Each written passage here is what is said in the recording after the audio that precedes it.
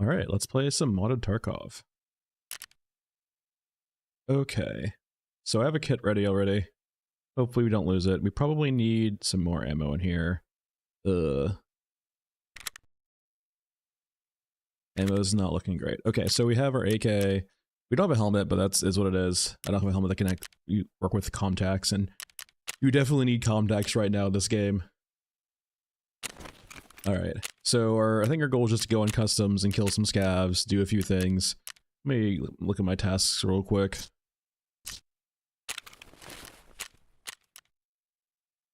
Yeah, just mainly collect shit. Fishing gear, that needs to be shoreline, which will be way later. Yeah, I do need to do the key and also the golden watch on customs. Alright. I am ready for my stomach to get blacked out.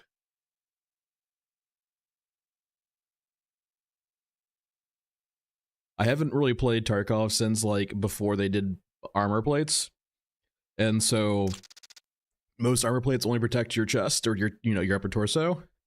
So it means anyone shooting center mass usually ends up just blowing up your stomach pretty quickly, which is always so sad because it turns into very, very sad sounds for a very long time until you repair your stomach. Right, and it's snowing indoors.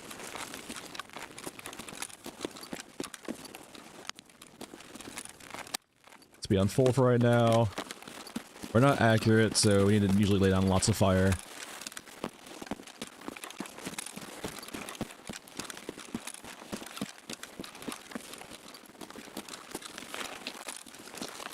So let's go for the body, then we'll go to dorms. We'll get our watch, and I believe... I can't exactly recall where the item is for the messenger, but I have an idea.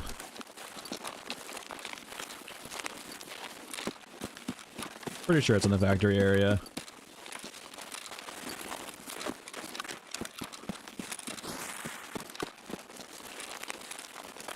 Yeah, but so we're playing, like, I have a few mods on right now, but the biggest mod is definitely SAINs AI overhaul. And it makes the AI cracked, and there's also PMC AI in this game. And surprisingly quite deadly. They do a good job. Alright. Let's not extract right now. I think one of the mod things I have on right now is, you have most, if not all, extracts available to you.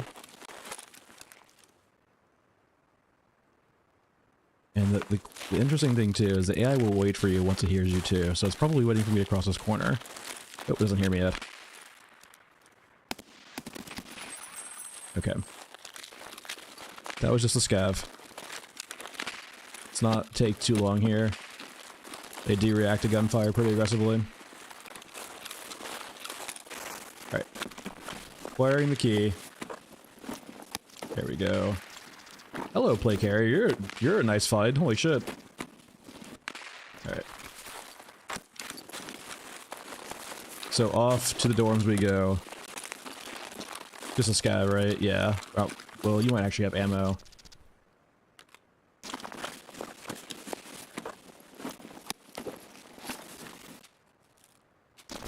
I need food litter too, because we get their stomach blown out. It's wait, wildcard stuttering? Okay, interesting. Oh, okay. Thank you for that. Give me a second. I know why. Okay, that should hopefully fix it. Oh, I'm getting shot. Okay.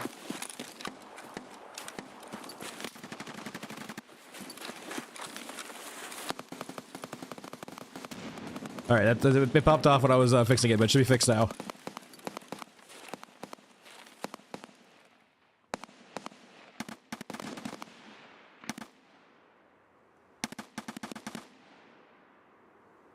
Please let me know if it's fixed now. It should be fixed.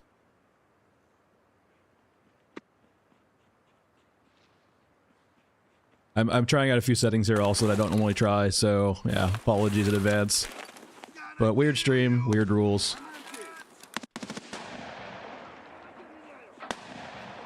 All right, there you go. Thank you. Yeah, it was stuttering before. I think it was running too many different things on it, but okay. All right, it's popping off over in the construction area.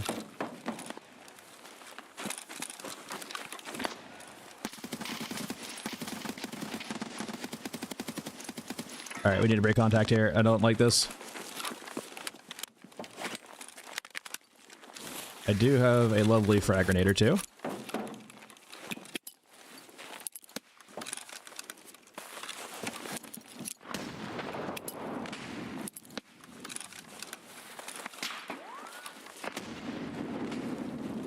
All right.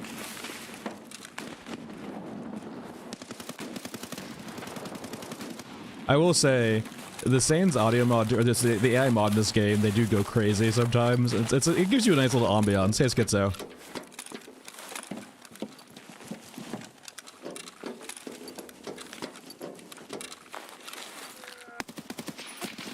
Yep, there's the stomach.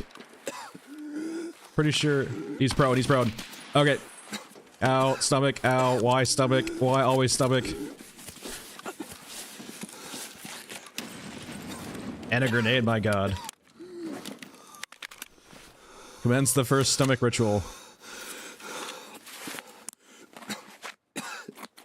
He might push me, but we'll hear, hopefully, if he pushes me. Thorax is actually fine, it's just like, the AI does a good job of not like just going for headshots in this, which means they go for center mass. Which just usually means your stomach goes bye-bye every time you fight.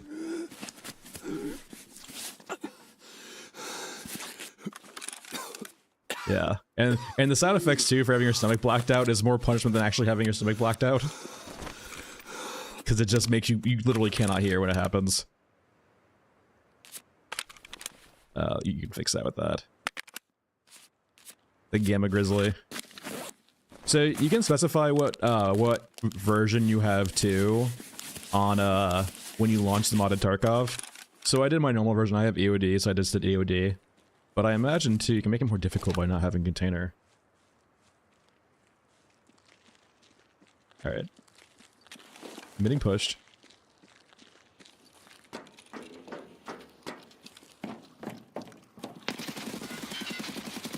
Yep. Stop going for my stomach, please. Mercy.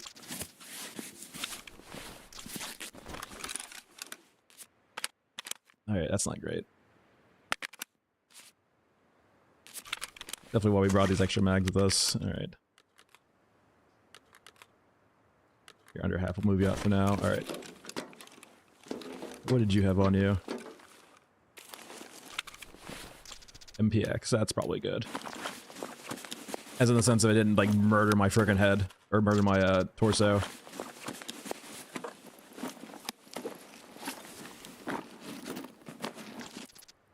Take another grenade. I do have the optics mod on too, which actually, it's interesting, right? When you don't actually get a zoom in from your optic, like the outside of your optic, makes them a little bit less valuable. Okay, he saw me.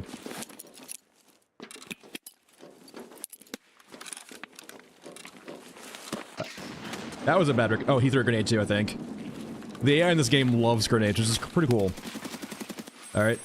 Another one down. Any more? I also think too, like, most of my grenades, like most of my deaths right now are from grenades. It happens way too often. It happens, yeah, just happens, I guess. Alright. PMC's dead. I really don't like looting this area. We'll touch your body and see what you got. I will take that AK. I'll throw you in here for now. I really don't want to stay in this spot. It's not a great spot to be in, I don't think. I already have died once looting also, so definitely feel like I shouldn't be looting in the open, ideally. Dead USEC. You actually have ammo for me.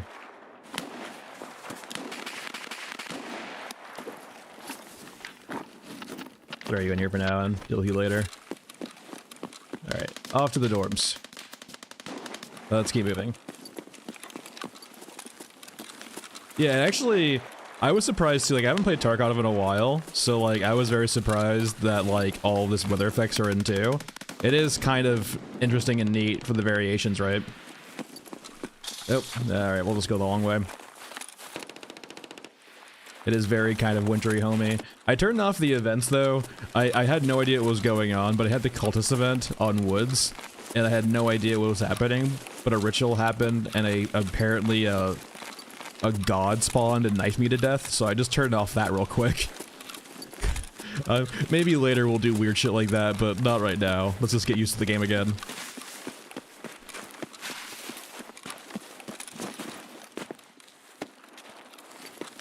Alright, so I need to go get the pocket watch, which means I need the key first. And the key's always in dorms.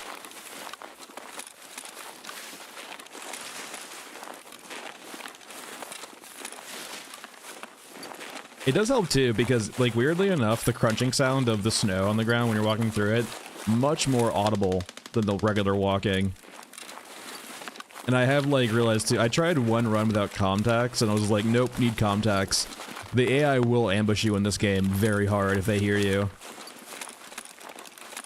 They'll just, like, wait in a corner. It's surprisingly how good the SAINs are, like, with, like, the AIs in this game, when it's just not multiplayer, and with mods. Alright, fight on.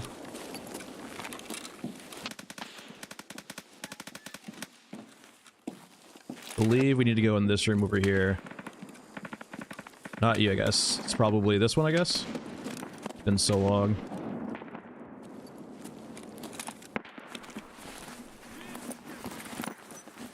Yeah. Not you. Looking for a key. There we go. We're gonna throw you in here, because I need to die. Because I die. We're not gonna stay here. We could loot this area, but not necessary.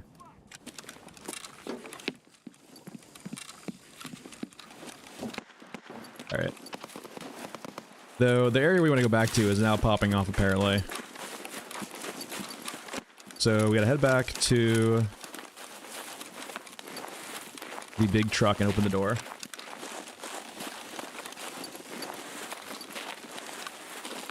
So Escape from Tarkov is similar to the Foreverwinter and its extraction shooter.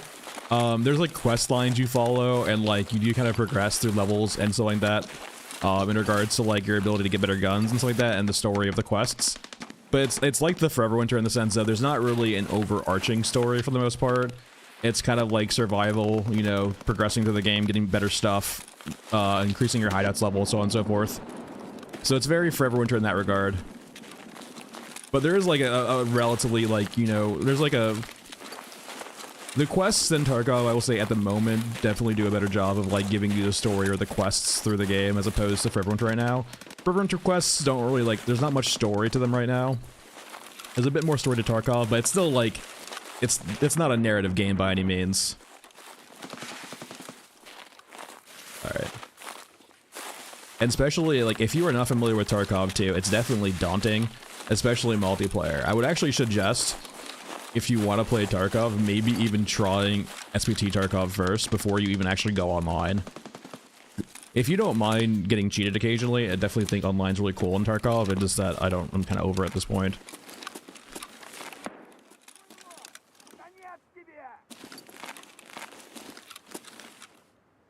I need to open this door over here. Okay, I think they're busy.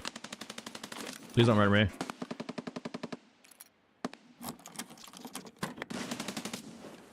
Alright. We have the pocket watch for one of our quests. Now it comes the most problematic part of the map. We need to get to the center now. I'm guessing probably the safest is here. We could go over there, but that's going to be an assured gunfight for a long while. And I do want to get this quest done and not die.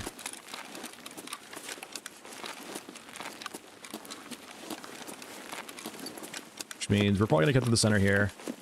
And avoid that to the right.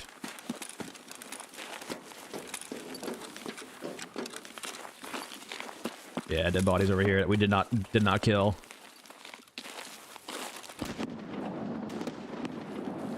Yeah, they're popping off. No, so you actually host the server on your own machine. So for basically the process you follow, right, is you have regular Tarkov on your machine, you essentially install SPT Tarkov, and you basically launch your own server on your machine, and once you launch the server, you launch the game. It's actually pretty intuitive. It's pretty easy to set up. But yeah, you basically run the server on your own machine. The one downside though, as with all like locally run games like this, it's running everything on your machine. I keep around 60 FPS for the most part. It can get down lower at some points, but like you're running all of the AI locally on your machine, so it can be taxing for lower rigs. You can like, I haven't needed to do it yet, but I could go in and like, you know, lower the amounts of total scavs, the total basically NPCs on the map, to help alleviate that. All right, there's a guy over there fighting someone. All right, he's dead. Not sure who he was fighting though.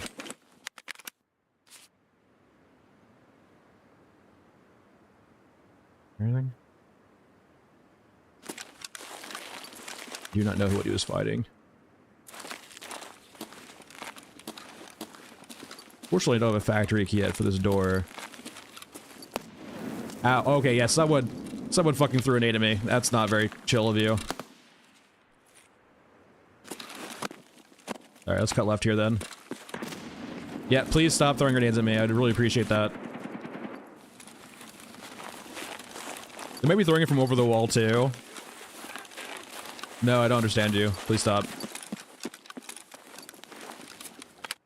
Alright, I'm using only PS ammo right now.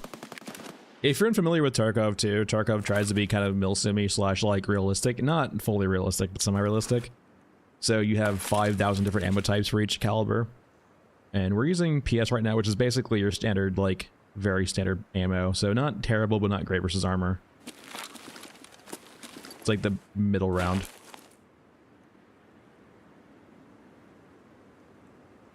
Nothing?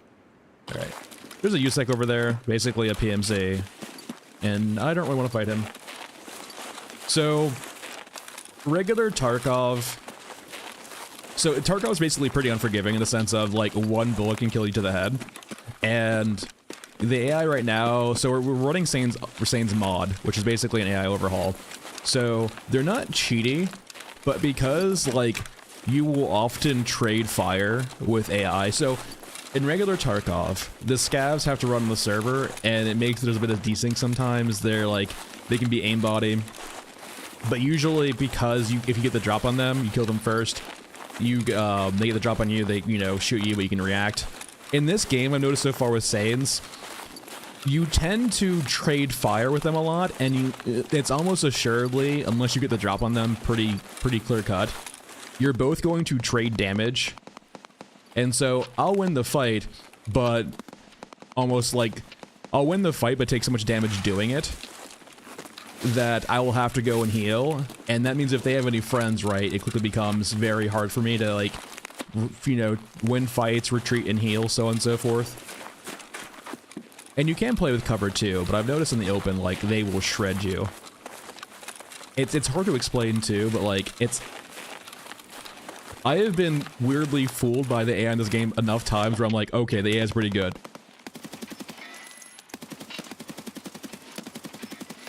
Alright. There's not the only one there. More. Please don't throw it right at me.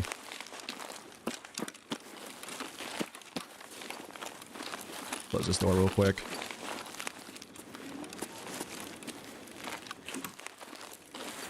Was there someone else, or was it death throws? There's one on the other side of the wall. But, like, one of the things I've seen the AI do, right, is the AI will peek me around a corner. I'll shoot at them, and because I'm holding the angle like this, they actually went prone.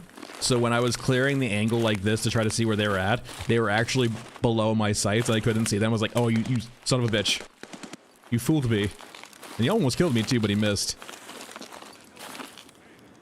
Alright, we need to actually get over there too, which is kind of very sad. And I heard an AI over here. I feel like it could actually still be over here just hiding. So I'd be very cautious of what I'm clearing.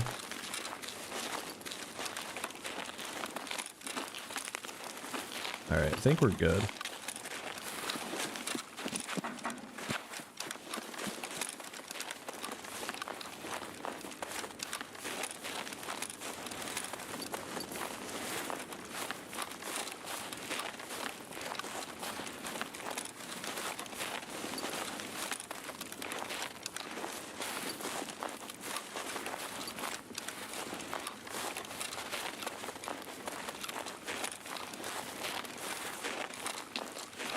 Alright, let's cut right here.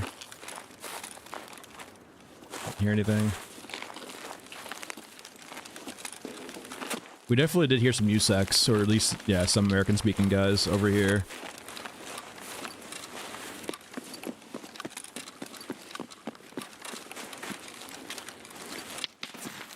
Yep, they fucking, yep, sorry, apologies, don't mind me.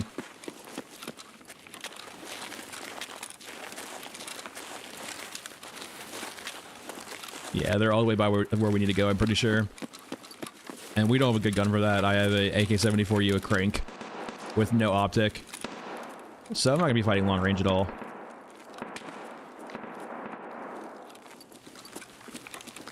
What other gun do we have? Yeah, just a 104.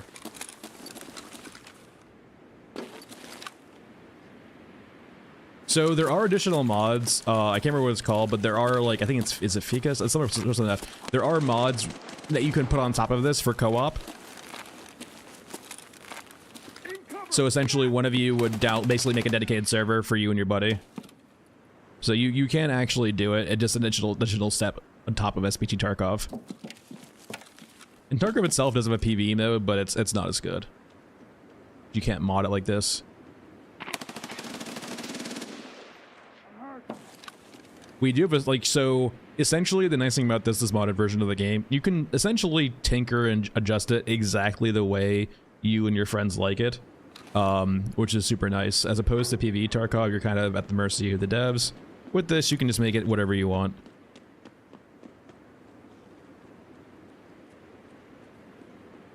So we hear a guy over there in the fields. We're trying to get to a building on this far side of this little courtyard here.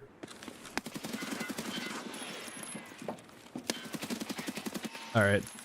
I think he was using an SMG. That's why he didn't murder us. He did hit us, though. Yeah, our plates are taking some fire. Our front plate's not looking too good.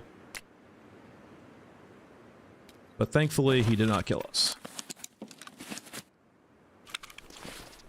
But yeah, most bullets will one-shot headshot us. There are, like, a few that won't. I think shotgun pellets, if only one pellet's at your head, it doesn't instantly kill you, depending on the pellet size, but, like, for the most part, if you get hit in the head without a helmet, you're gonna die. Alright, let's repair, or reload, and head on down. Could be more, just gotta be cautious. Did scav with a sawed off? No, PMC with a sawed off.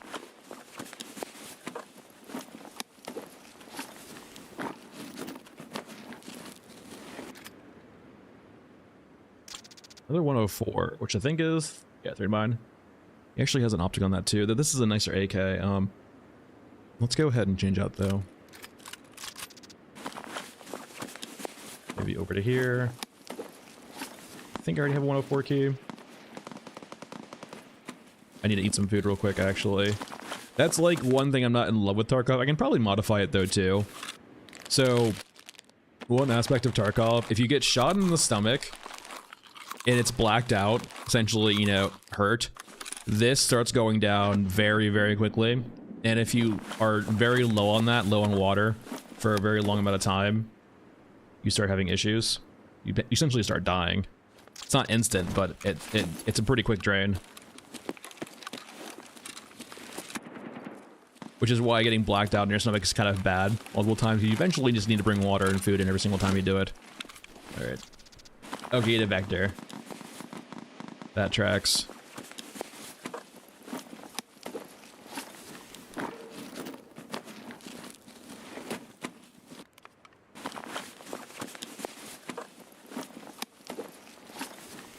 Yeah, this game, I'm pretty sure they got inspired by freaking, what's it called too, right?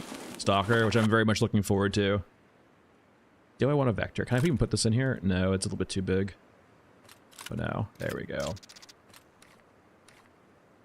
And like the vector in this game, unlike Forever Winter, has an insane rate of fire.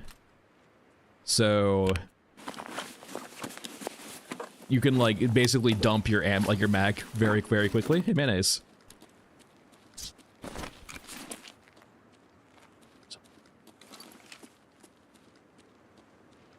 Don't know I'm here yet.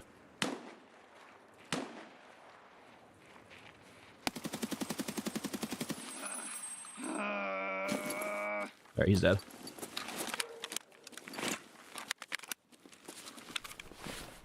Not a great spot to be in, but it worked out for us. Presenting only your head to your enemy is not really probably the best choice. I think this is pretty worth. I think this is worth quite a bit, actually. Literally, it's a freaking tank shell.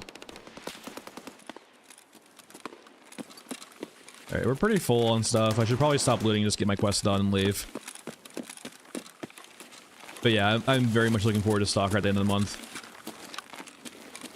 I think right now, I actually installed Warframe again too. I might do some Warframe and see how it feels. Please don't see me. Just a scab though.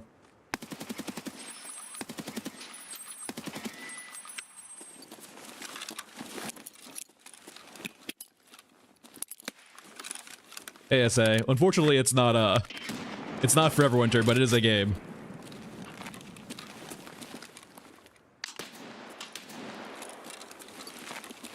Not sure if that was at me or not.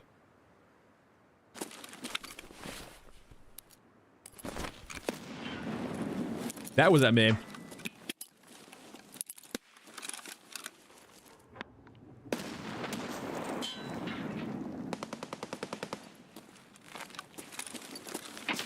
Oh, yep, hey.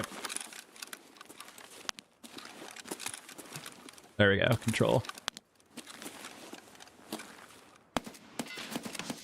Alright, that worked out. Yeah, they're very great. Like, SPT Tarkov lets you enjoy the ambiance of Tarkov too, just kind of being a rat again. Both games allow you to be a rat. Yeah, we'll see what he has. He had definitely a high-powered rifle of some kind. He was playing a headshot angle too. Like the AI, like the AI in SAINs also actually uses. Where are you at? Actually uses cover. Like both the guys that we just shot and this guy over here is using cover. I think he's using an SKS. Oh, he's hurting.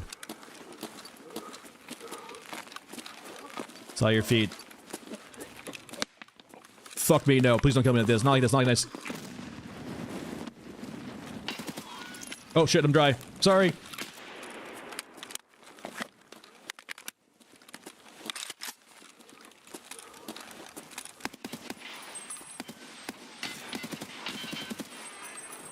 Alright, he's dead, but I'm out of ammo. Oh, wait, am I jammed?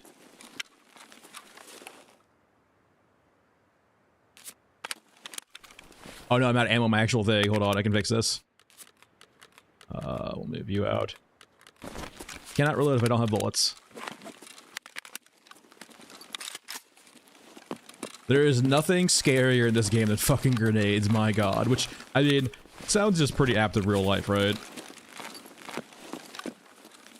Alright, before I go look at that guy over there, let's open this quest door. I'm pretty sure this is the quest door, though it's been so long. Yeah, there we go, it is this.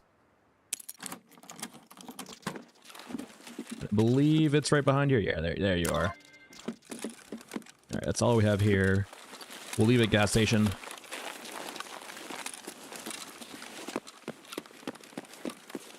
Alright, what were you using? Just an M4, actually? An 8R, okay. Though with no muzzle comp, okay. Sugar. Energy drink. Alright. Where's Toothy? I mean, I would say some of the bosses are akin to Toothy. Especially on some, like, maps. Oh, man. If we do some factory, man. The AI mod with the factory boss is fucking terrifying. He goes so hard.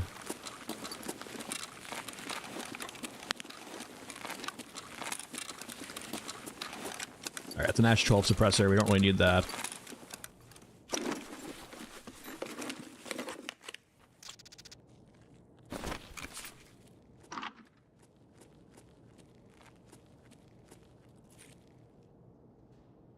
Scav. Or at least a scav. Probably a scav. Yeah, it's gonna be terrifying when they add mites to Toothy.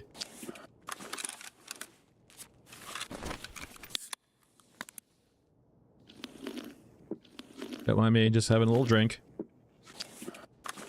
Alright, I usually like looting this area, but we're pretty full. We should just leave before we attempt our fate.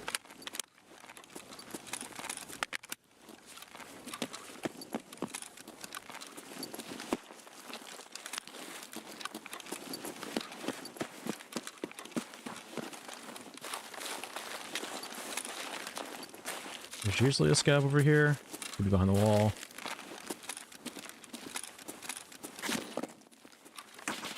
And there's one.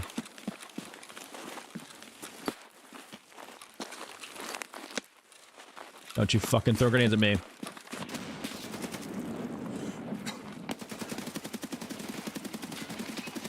Alright, we're just leaving. I don't feel like looting that guy. Dude, that guy was going fucking hard. Might have been PFC.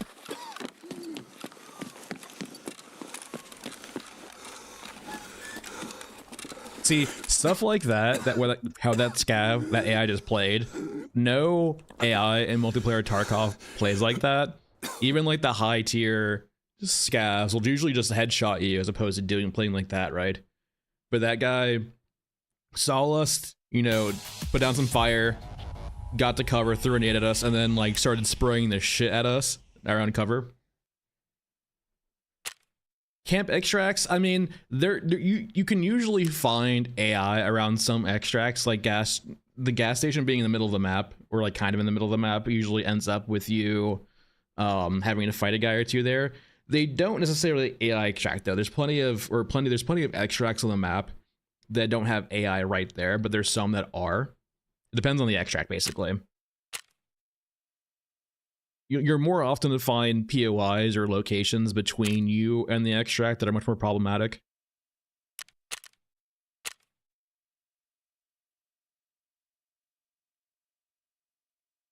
But for the most part, the AIs don't necessarily... I will say this. The AIs, if you play multiplayer Tarkov, the AIs absolutely camp the extracts less than actual players do. Like, when you play multiplayer Tarkov, it's much more likely for you to die to another player at an extract than to an actual AI.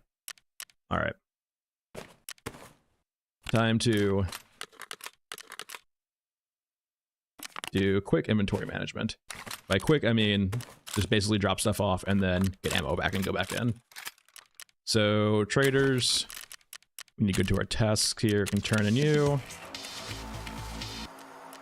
So these are our traders. They also give us quests. They kind of give you an overarching story for the most part, but not necessarily. Alright, this is on customs. I don't have the key for that yet.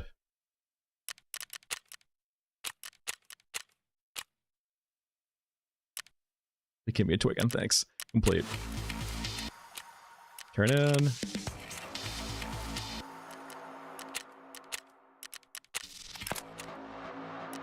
What else do I have? Can't do anything with that yet. Alright. Maybe we'll do some woods. Yeah, I guess we'll do some woods. Yeah, like that's like when you mentioned Stalker earlier, right? It's pretty funny because you can clearly tell the inspirations of this game from Stalker, like 100%. Yeah, it's basically that. Like that's 100% straight rip or straight homage to Tarkov, not Tarkov, but Stalker. All right. I think I'm going to now.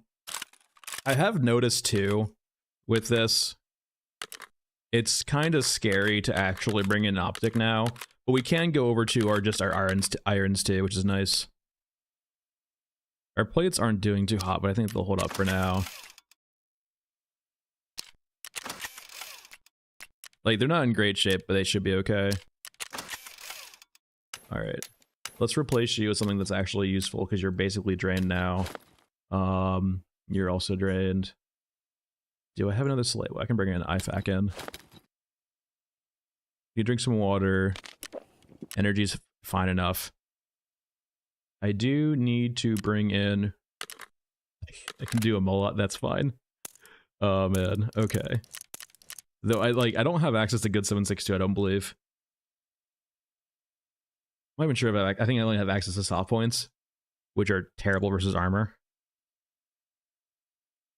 What can I put you in? Yeah. I have FMJ a little bit. I do have some high tier rounds, but not a lot of it. I think it's Skier who sells all .762. Or yeah, he sells, yeah, the soft points. The original one from Russia, I have not, but I have read Roadside Picnic. But I should probably watch it eventually. I've never gotten around to it yet, but like I should watch the movie for soccer. But I have read Roadside.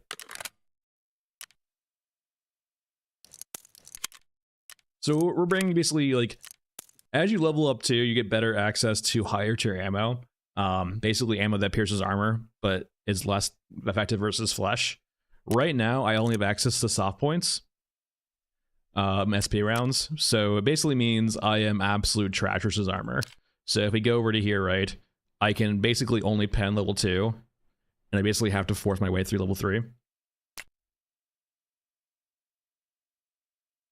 Yeah, I think it's on I think it's on max too, right? I think they have like the whole Criterion collection on max. Let's see here. I'm pretty sure it's part of the Criterion collection.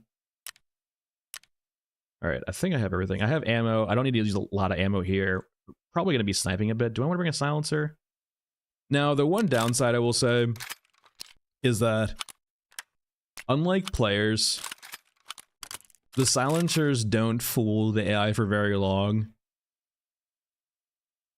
So that's like the one downside I will say. Like you can, when you're getting shot at by a silencer in multiplayer Tarkov, it's very hard to tell where you're getting shot from. In this mode, the AI does kind of figure out where you're shooting from pretty quickly. All right, but I'm sure that might be like modifiable. Repair. And I think we're good. We're going to woods. We have a silencer. We have an AK. We have plenty of ammo. Only 3 mags, but like we have a 75 round drum. So it should be good.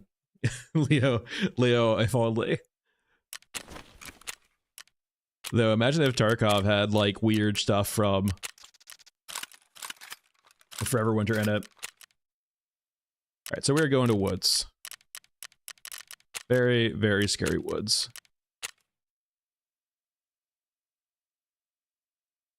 Apparently, if you play multiplayer Tarkov right now, apparently there's a zombie event going on. I have the events off right now because I want to play just normal Tarkov right now. But I think I could probably have that zombie mode on if I wanted to. So like, yeah, it's a nice feature of single player Tarkov. You can mod it however you want, and like you can literally set up the server exactly how you want to, how many scavs you want on the map, how easy they are, how hard they are. You can change so much.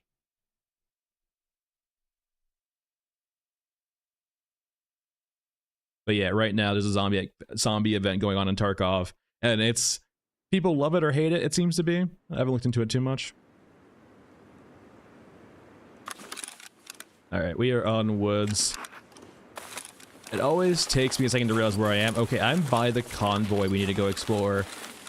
We're on the expansion of woods that happened a few years ago. Let me go to Signal Fire 2. And let me go to my right optic. And there we go. So this is one of the mod options too, right? We installed an FOV fix before, like it would zoom you into the optic a lot for the game, but now you just bring it up and you have a magnified area.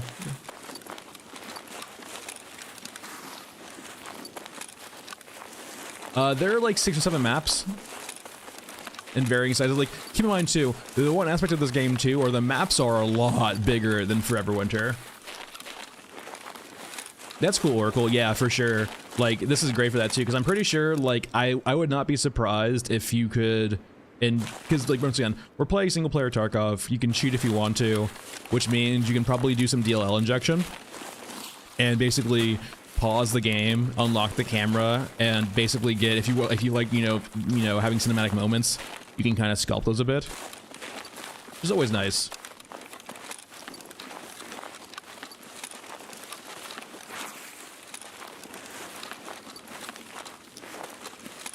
Yeah, that sounds about right, Leo. So I've never really played, I played Tarkov a lot before the Woods expansion, and I kind of was falling off at the point. It's like, it is just naturally woods too. This area of woods, I'm always pretty bad at navigating around, because your only way of telling is basically trees and lakes. I have a good idea I'm heading in the right direction. All right, this is the road. The convoy should be right down here. Okay, yeah, there's a convoy. I may go over to my red dot. Actually, let's keep on that.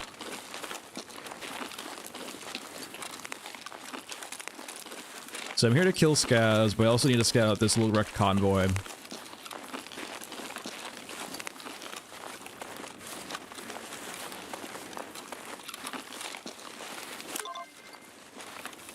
Also need to do this task. It's been so long. It's from Prapper. Oh yeah, had to go to the camp up there.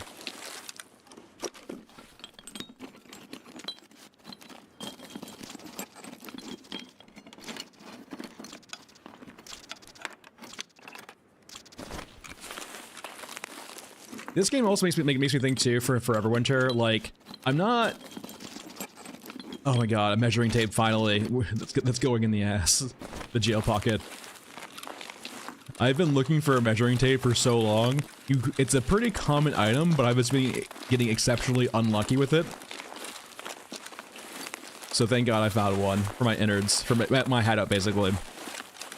Alright, so we have to go to the USEC camp. I don't believe there's a minefield on this side. Famous last words. I think the minefield's only on the back side of the camp.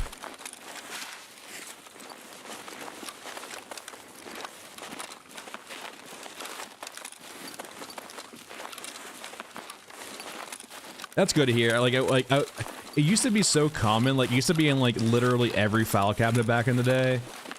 So I was really confused how I was doing like multiple raids looking for a measuring tape, looking where I used to be able to find them, and it was like, no measuring tapes for you. All right, let's go in full auto here. If we see any people here, we're probably hip firing.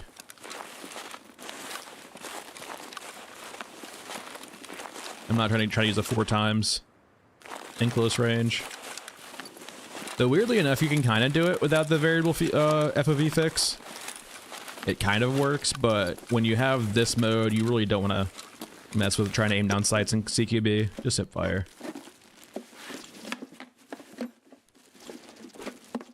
Apple juice. I don't think I need chocolate, but I'll take some drinks in case I'm gonna get my stomach blacked out.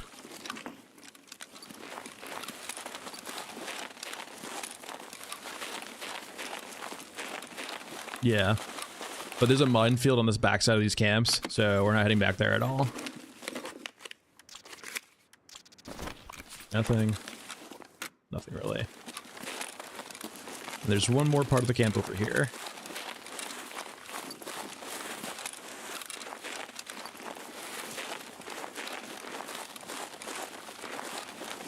I have noticed too, I don't know what the trigger mechanics are, but there are occasionally BTR on this map now. I have no idea how it functions though. Yeah, it's always rough finding that minefield for the first time. Thankfully, it doesn't usually instantly one-shot you, if I recall correctly. It just basically obliterates your legs, but if you keep going, you die. Flashlight. Do I need that? I think it's like the P3 I need for quest eventually.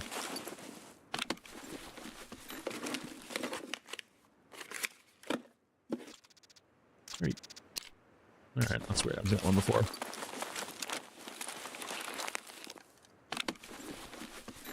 Yeah, it's like not hostile off the rip though, I guess. Maybe if you have bad rep, I guess maybe it's hostile off the rip. I don't think there's anything up here. I think there's like a few loose spawns for ammo. Whoa, whoa. Alright, that's not me. Tracer. Oh, tracer ammo. Tracer's not bad though, I will say. They're probably fighting over here.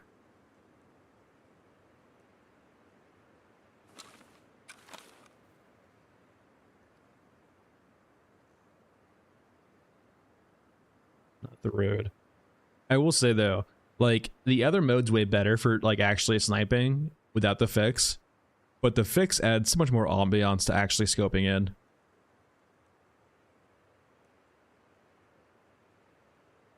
Oh, that's nice. Okay, you can basically just pay for like an OP vehicle. Got it.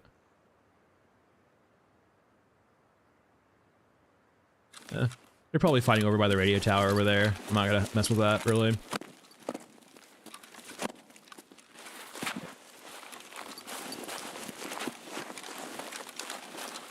I could go over here to like the mini rock I like to camp on for killing some scavs. We could just go to Sniper Rock immediately though and see what we can find from there. Let's go to Sniper Rock. So this map has a pretty nice Sniper Rock on it. It lets you see a lot of the map. Basically every player knows about it though. So like if you're sniping up there, you basically will die. But we're not playing against players, we're playing against scavs who will shoot back at us, but probably not in the same way a player can. It's a really cool spot, but like you have to usually play it in very weird ways if you want to use it, because every player knows about Sniper Rock.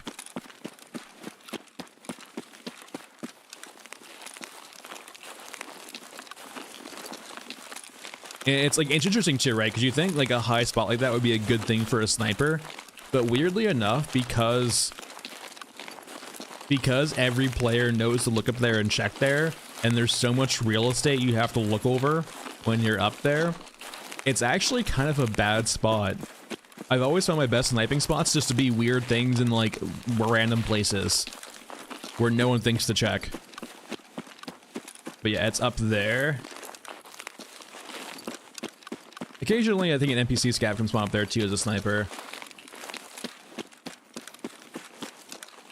Adding RPG, like, you know for a fact if they add RPGs to this game, you're gonna get like just people like running around on factory with RPGs. I wonder if they'll make it where the backblast kills you. That's a BTR. So it's pretty realistic. It's fairly realistic. When it comes to helmets, they do kind of up armor helmets quite a bit to give you a way to actually not get domed constantly. So they have kind of they have made helmets better than they are IRL for that purpose. But for the most part, chest pieces actually function the same like they would at IRL in regards to stopping certain types of bullets. So for example, right, if we have our rig here, this is a plate carrier, so we have a front plate and back plate. We can see that we have armor classes here. So the plates have a level 4 armor class, and the armor for the rest of the rig is level 2. So the soft armor on the rig can only really stop pistol rounds. But the hard armor will stop, you know, much bigger rifle rounds, and it goes up to like level 6 plates, right? So you can start getting to plates that will stop basically every round. But the downside is, right, is like you're really only ever protecting your torso, which is good, because if we go over to our health here, right? If your thorax or your head ever gets reduced to 0 by damage, you die. Everything else can get zeroed out and you'll live with some negative effect. But if your thorax goes to 0, you die. Your head goes to 0, you die. So that makes both those parts like important to protect. So like I can get my stomach blacked out infinitely amount of times, right? And be okay. It sucks, but I won't die from it.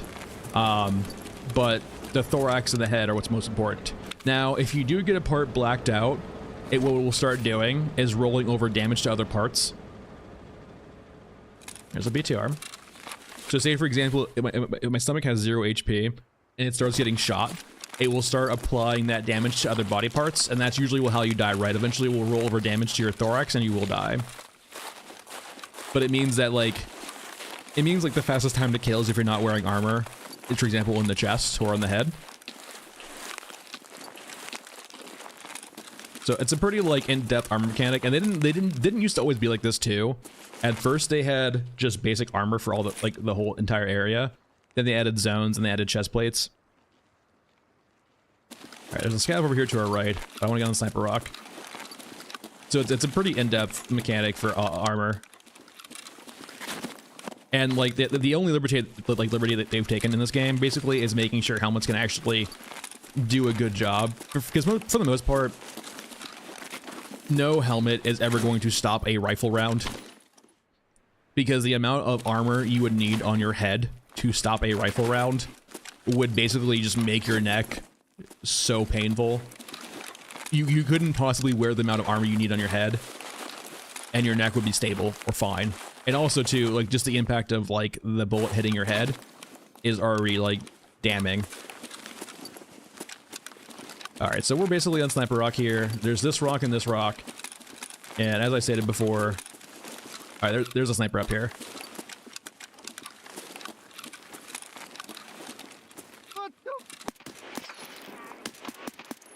All right. Now we can see lots of woods. Let me get up over here, actually. I like this rock a little better. But I do like the armor mechanic in this game quite a bit. Before, there was always issues, right? Before they actually added plates in and zones for armor, there was always this issue, right? Where if you had like a level 6 rig or like very high armor rigs... Did they change where you can't get up here? I probably just not enough speed, to be honest. Probably I'm too fat. Yep. I haven't done this in a very long time, so I might just be overweight for this. Is it this one over here, actually, though? It's been so long since I've done this. Maybe it was this. Alright, we're not gonna worry about that. We're gonna go back to the other sniper rock. I'll figure you out later.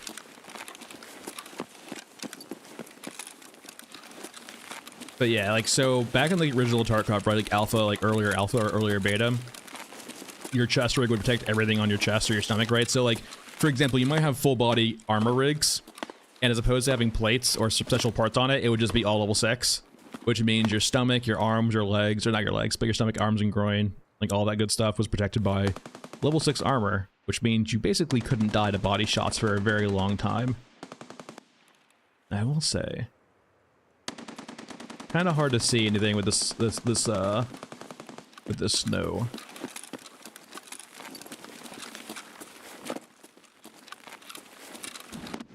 There's actually a better spot too to look over. My god. I might not be up here for long, actually.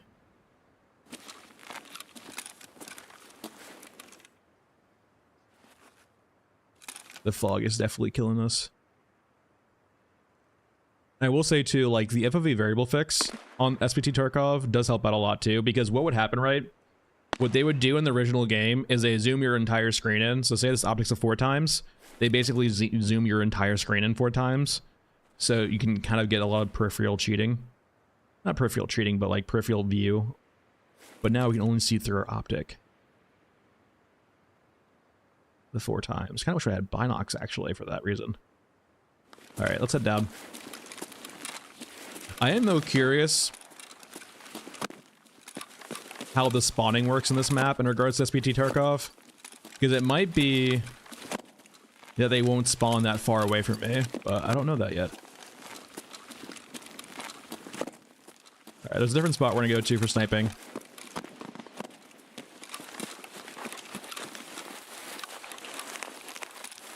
There was some gunfire over here too.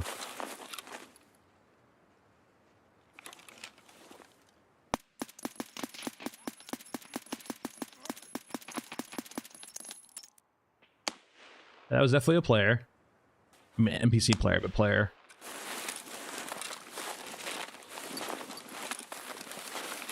Also, like, audio in this game is so freaking important.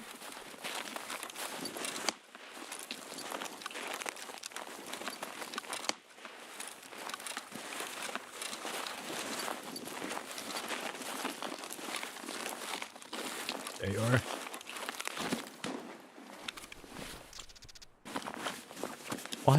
Why did you bring this to woods?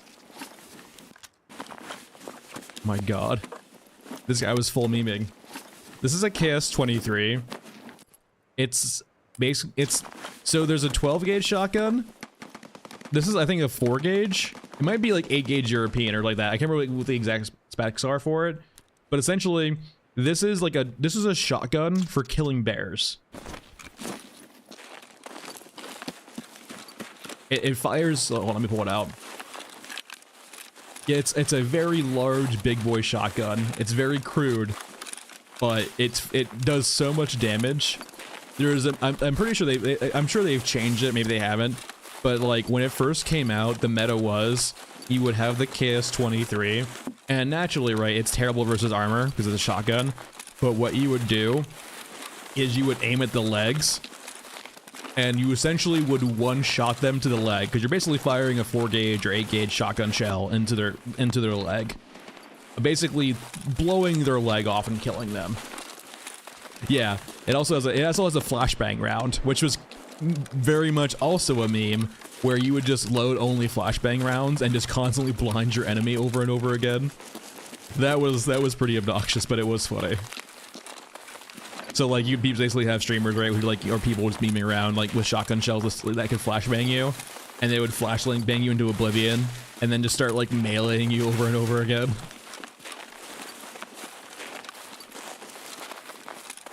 They probably like made it more rare, or maybe just didn't like. I'm sure it's probably still effective, but probably much rarer now. All right, Sniper Occ 2.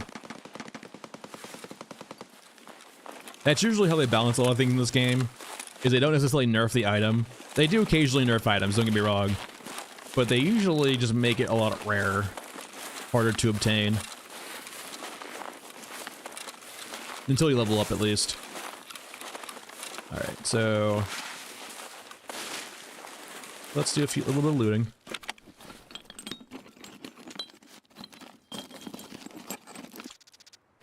Not sure if I need a screwdriver eventually, but maybe. Let's drink some milk. Some nice warm milk. Oh, it's cold outside, it looks like.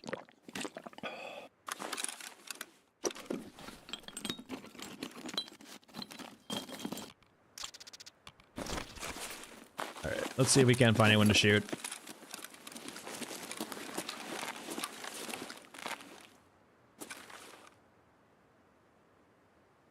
Damn you, Snow.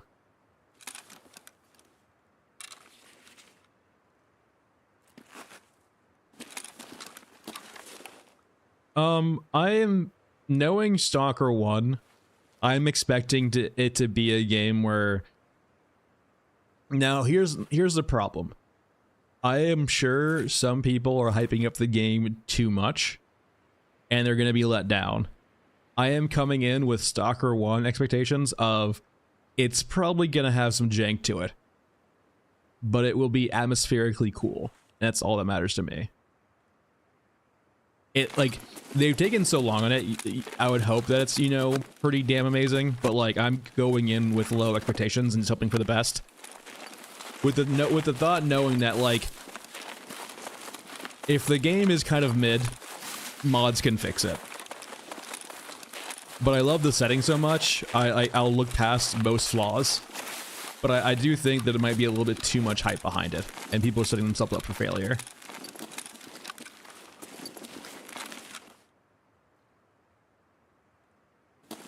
It's like one of those games that's been in development for long enough too, where like people like, it's like Duke Nukem, like the Duke Nukem game, right? That had like what, like 12 years in development. Yeah, as per usual, yeah. All right, I think that's fighting over at the village. I do need to kill scavs, but this is probably not the best spot for scavs. Go back to the logging camp, but I really don't want to fight a boss if it's there. Let's go to the village, I guess. How much time do we have left in the raid? 19, okay. So we can go to the village, kill a few people, then head back.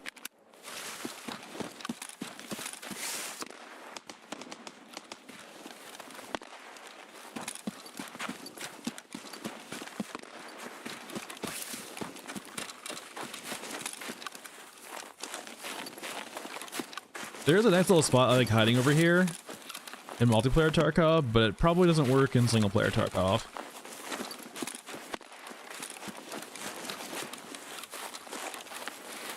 But we'll see how it works, I guess. Oh, they're fighting on the backside of it?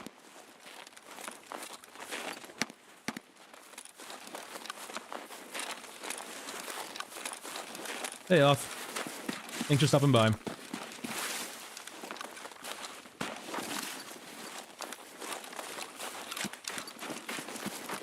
Yeah, now we're playing some Tarkov. We'll see how it goes. I like Tarkov. I also like reinstalled Warframe recently, so we're gonna see how Warframe goes too. I haven't played Warframe in a very long time. Alright, thankfully you're disabled. No work. I think the BTR is the only vehicle in the game currently. Alright.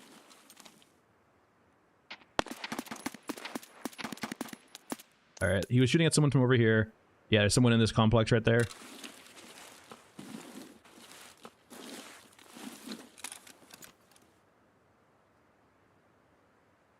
Hopefully they don't know where I am yet.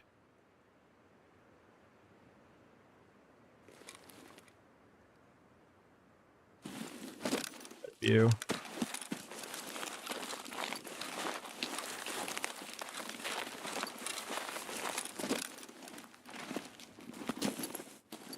Hello, you. Please stay there. All right, thank you. Interestingly enough, too, not most of this, not all the things in the game, like it doesn't have full bullet pen on everything, but like trees you can shoot through, small objects you can shoot through. It's kind of variable in what you can shoot through, but for the most part, if you think your bullets can go through it, your bullets can probably go through it, depending on the armor pen of it. All right. Don't think that was the guy in the complex.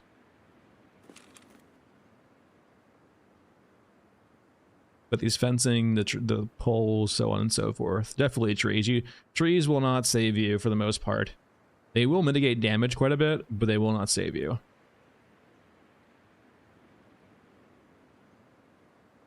Depending on what you get shot by, naturally. So there's at least one more scav in this complex, and sometimes the AI, they might have different modes or different like flags for their AI model, but like sometimes they do go into a very like hold position mode, which is super nice. Like this is what I want for Everwinter to have, right? Is because I just don't expect the AI to just walk at me and try to shoot at me. I have to approach this differently, where now I need to go clear the AI out if I want to go into this complex. And just from them like actually holding a position and me not knowing exactly where they are, but having an idea where they are, makes me I have to play differently now. I can't bait them. So I'm pretty sure there's still an AI in there. I might take my optic off, actually. Yeah, I'm gonna go ahead and do that. So one thing we can do too, depending on the mods, some mods require more things, but I can actually take off my scope now. And so I have a better vision with my AK. How are we? Let's take a quick break too. Let's unload you. Now, unfortunately, this takes a while.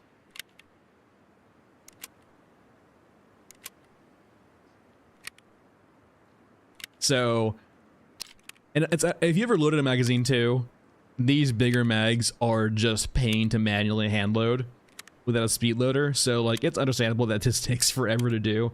As we level up and get better at it, it will go fit quicker. But like starting out, you can see plus 90% speed modifier in regards to actually getting ammo in here. So it can take a second.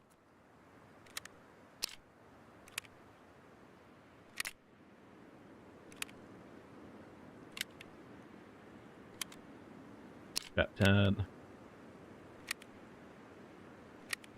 Yeah. Like you bring the one mag in, it's just like the really nice big mag. Because naturally, if you're playing a rat, right, you don't want to actually bring in a rig. You want to loot your rig in raid. So like you just bring in a big gun with a big drum mag, and you're like, all right, I'm gonna find everything else.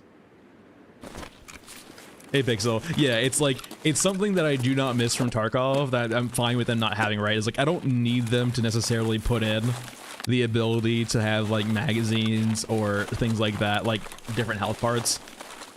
For a milsim like realistic game like this, it makes sense, but like for Everwinter, it's just tedium. I don't think the game needs. All right, so I'm pretty sure.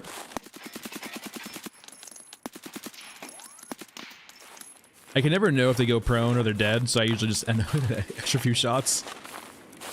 I was playing SCP 5K with a friend last night, and some of the mobs will get back up after you kill them, so it's very cool having to do things where you double tap enemies.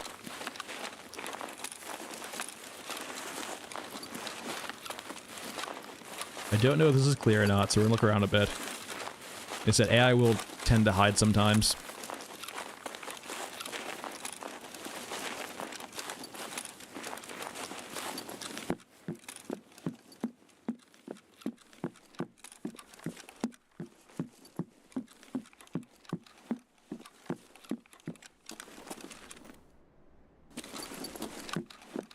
I think we're clear. I could clear the whole complex, but I think we're okay. Alright, he had a Sega, shotgun, Basha,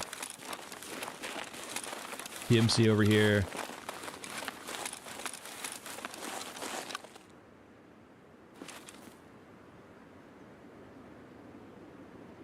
I don't hear anything.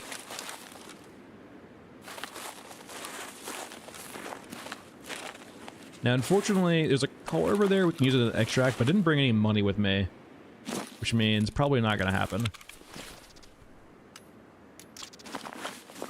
Like I had a get a shotgun over there. Look at him. Look at that. Look at that Chad shotgun. What key is this? I just heard something.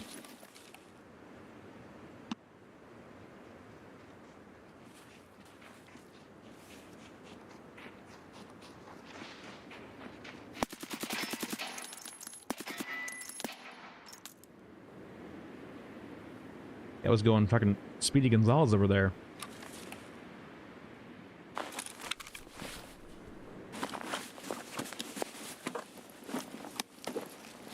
That's cool. Yeah, like it's always nice, like the atmosphere of like double tapping, right? Okay. Fortunately, can't loot you. I don't believe. Yeah.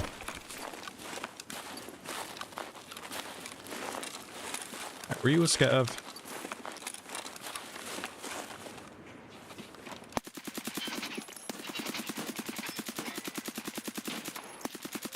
Oh yeah, soft points never change. Alright, we are dry. Come back here, please. Move you into here. I need to be careful now. I'm on my last 2 mags, essentially. But yeah, like right there, for example, right? I'm sure he had body armor on, which is why it was so hard to kill him.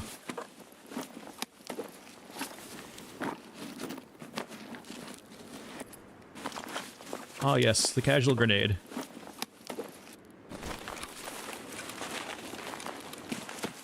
Even like level 2 armor, like soft armor, will like basically stop our rounds pretty consistently.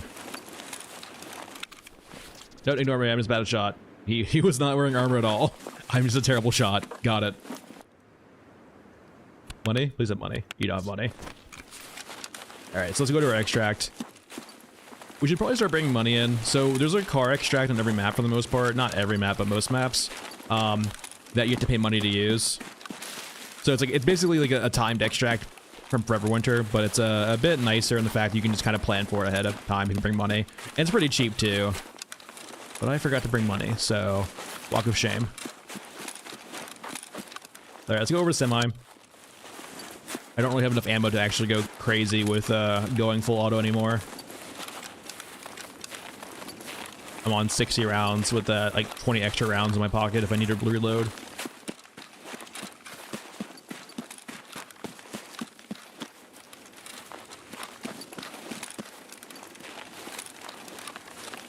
Now, in regular Tarkov, I almost never see fighting over here, this little complex.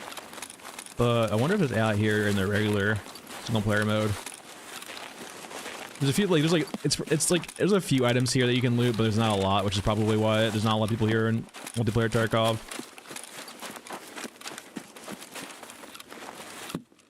Alright. I don't need those yet.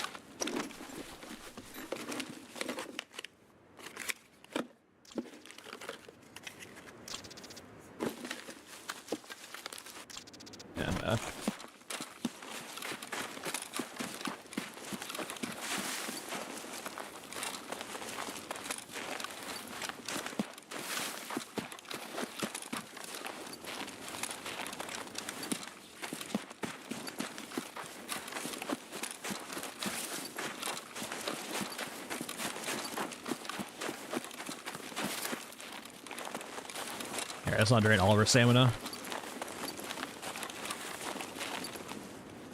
Hold on. I got this, guys, don't worry. Come here, you. Where are you?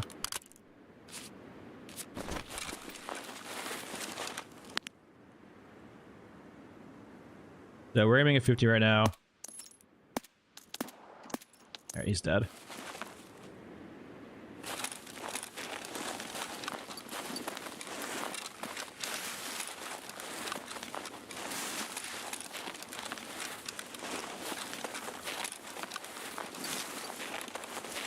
One right there.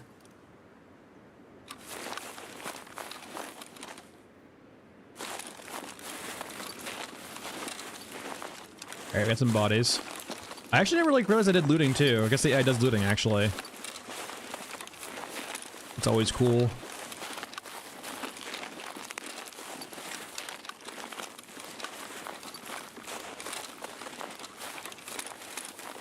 Yeah, they actually looted that body. It's awesome.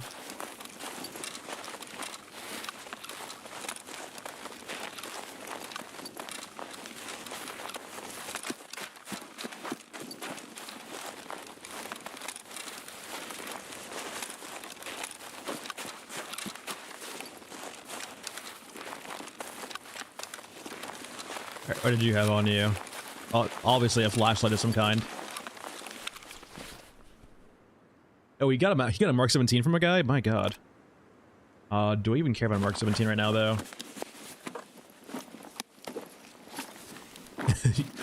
Yes, peak Tarkov. That's like one thing I think this fixes too, right? Is like the AI is still very much competent, but very much less bullshitty, right? I will say like the only thing that's like been kind of bullshitty so far is that the silent grenades occasionally, but I've only had it happen once, and I saw the grenade, but I was like, no matter what, like I knew I was dead to grenade in that spot. So even though it was silent, it was still like I already knew I was gonna die to it beforehand, before it being thrown. Whoa, whoa, whoa, whoa, whoa, whoa. Wait, hold on here. Were they role-playing an AFK PMC? No way. Mosin Sniper. Oh, yes. The best part about Tarkov, by the way, is the cursed guns. Case in point. Hold on. You're going away. I don't even like... I think this is actually a quest item. Hold on. We're gonna move you over here eventually, because I think it's gonna do a quest. But no. Now... This is peak Tarkov. This is why Tarkov is so great. The cursed guns. The guns that should not exist, but do exist.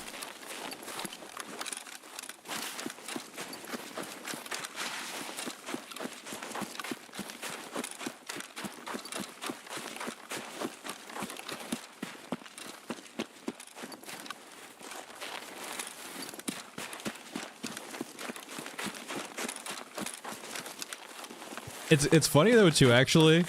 I'll show you guys in a second. Also, like they try to like mimic the whole online Tarkov experience too, with their PMC AI.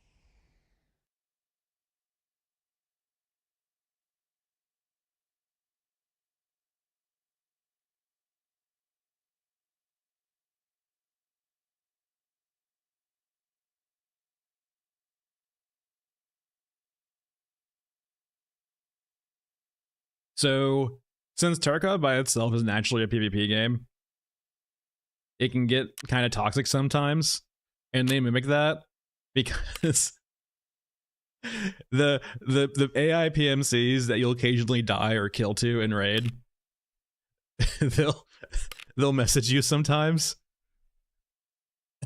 and just like talk shit to you. It's really kind of cute.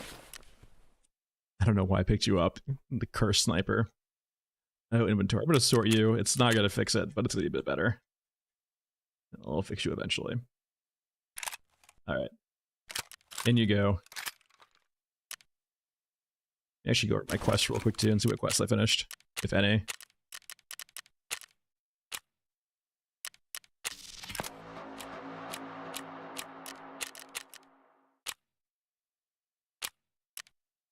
Oh, we completed this. Okay, got it. And complete.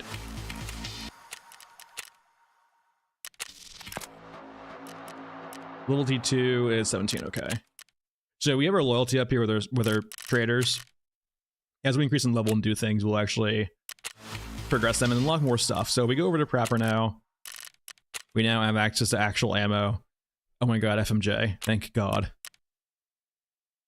No longer soft points. It's still not great versus, you know, any armor really, but it's better, which is huge. All right, let's do a factory run. I haven't done factory in a while. I haven't seen it. Actually, okay, we're gonna change our mind. Actually, you know what we're gonna do, Kyle? Kyle, we're gonna go to D3. I haven't actually run reserve yet on Single Player Tarkov, so this will be interesting how this will function. But if there's going to be an extract camper, it's going to be at D3 in this game. If there's an actual extract campers in this game, it's going to be at D3. Like, that's the only place it could possibly be. If we're gonna fight one, let's bring one of you in. Let's reload. Oh, sorry, unload. Repair.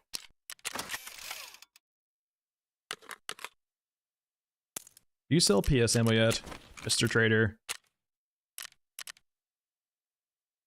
No, even at level 2, he only sells shit ammo still. Oh man, not even PS. Ugh. I have some good ammo though. Okay. Not a lot though.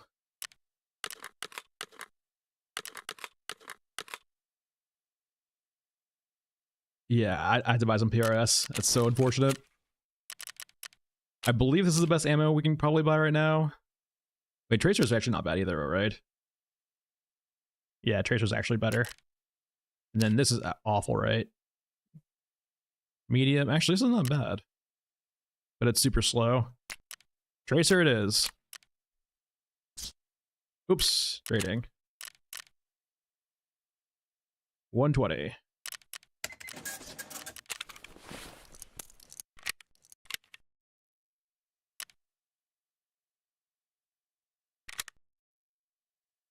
So we're going to a map right now called Reserve. It's basically a military base, and it's pretty infamous because it's one of those. It's one of the quirks of the Reserve map is it has very few extracts, and most are pretty dangerous and easy to camp. And one of them is called D3. It's an underground. It's an underground basically extract, and because it's a super linear path to get to the extract, and there's a lot of corners and a lot of places where people could hide, it ends up getting camped a lot. At least in multiplayer Tarkov, like there is a lot of like, it's a known quantity that if you're gonna go try D3, you need to be ready for an extract camper. And didn't they add like trip mines in the game now too? So it's even worse than it was before. Where's water?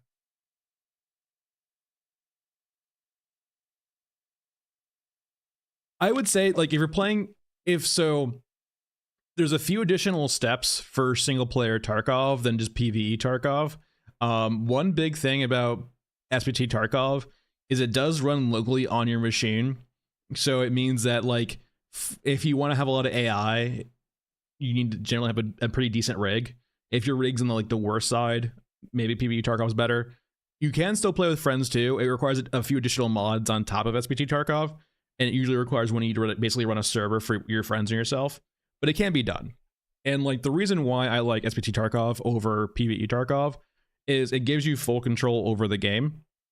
And so you can kind of cater the game exactly how you want. So let me just go and do this real quick.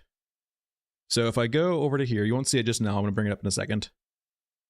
And it won't work because I'm already in the game. But if I go over to here, where are you?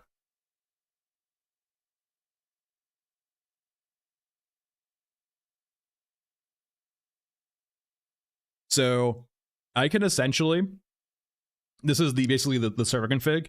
So when I'm basically not running the game, I can come into here, right? And I can change literally like everything I want about the game. So if there's like a particular thing of Tarkov you do not like, with the mods you can get from SPT Tarkov, you can go around and change exactly what you want. If you hate leveling up traders, you can change that. If you hate some certain aspects of the game, you can change that. If you hate the quests, the bosses, so on and so forth, you can change that. And you can save it and apply every single time to do it. So it's very nice. It's very modifiable, unlike PvE Tarkov. Now, the downside though is you need to have a decently good rig to run it. You can compensate by lowering the amount of AIs you have on the game to make up for that, but like it's just really nice. I like the customization ability of it, right? I can make the game exactly how I want it to make. So I'm playing pretty standard right now. I haven't modified it a lot yet, but I will basically figure out exactly how I want it and change it. All right, off to reserve. I have not run reserve on this at all, so we're gonna see how this goes. I imagine this will be pretty deadly for me. I don't have good ammo. I have med still, so we're good on that. And reserve. But yeah, it's super nice in that aspect. You can customize it exactly how you want. And I think it's a big enough upgrade over PvE Tarkov.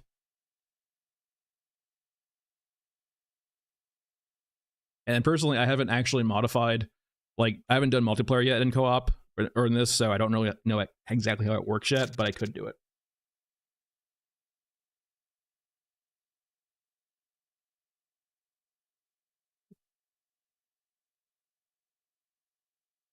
Too many veggies. It's weird. When I was younger too, I didn't really like veggies at all. You kind of grow into them eventually though. It's weird. I wasn't a big broccoli guy growing up, but like when I got older, I actually kind of like broccoli now. It's weird. It is weird. And I think too, it's like the palate, right, too. If you cut out a lot of sugar from your diet, you start appreciating veggies more, I think. Okay, so we're over here. I want to get underground. So over here works. Yeah, so like, yeah, there's a mod called SAINs, which is what we're running right now. The AI is a lot better than, like, if you don't want to deal with cheaters and you want a better AI model that actually feels really cool, yeah, try out SPT Tarkov. If you have Tarkov too, it's free, right? Like, it's just like you download the mod, set it up, and you're good. You can still play normal Tarkov too, if you want to. It's just a different way of launching the game. So you can experiment with both too, because it's a free mod. But yeah, SAINs is great.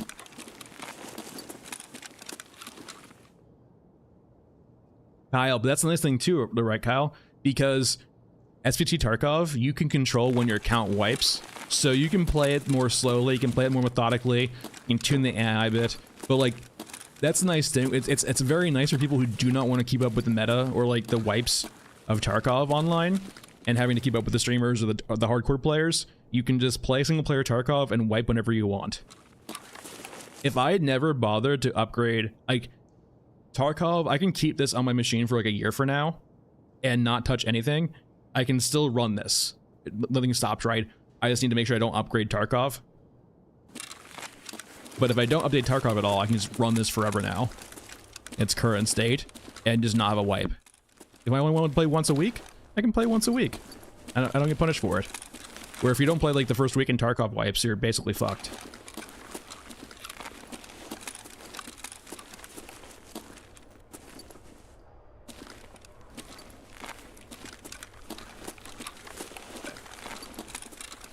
Please, no murder. Oh, there's an airship coming in. Okay, that will drop some supplies. I'm not above. I don't think I want to be above ground on this map, but I could if I wanted to. Oh, Paprika? Okay, yeah, okay.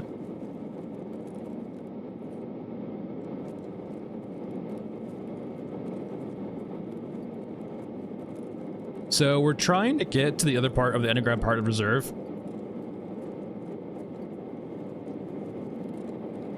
We basically need to get that building over here and not die in the process.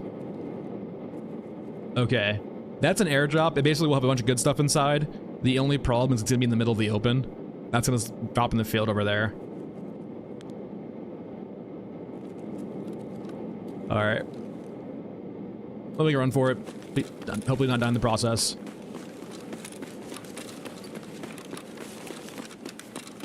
I haven't played Incursion. I have played Gray Zone. I'm not a big fan of Gray Zone. Well, let me rephrase. I haven't played enough Gray Zone recently to know how it is, but Gray Zone was so bad at launch, I basically sold it or refunded it immediately, and just went back to Tarkov.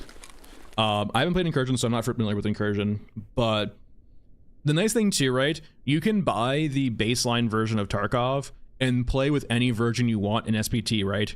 When you install SPT and launch your game and create an account, you can set up what account you want in it. So if you wanted, like, you know, a little bit a better start in Tarkov that you didn't pay for regular Tarkov, you can do that here. But like if you wanted to have EOD in Tarkov, right, you had to, you know, front the money for EOD in Tarkov. Yeah, it gets better too, right? When you're younger, mister, like, it's always like a struggle, right? Of like, there's always a trade-off, right? In the sense of, when you're younger, you have time but not money. And when you're older, you have money but not time. And that's always the trade-off, right? And so when you'll get older, you'll have the means to, you know, get yourself a better rig or get yourself a thing so you can play with. But then you'll always have that pull of just not having enough time. So there's always that trade-off. Alright, probably want to find a little bit of food here. Because I imagine my stomach's not long for this world.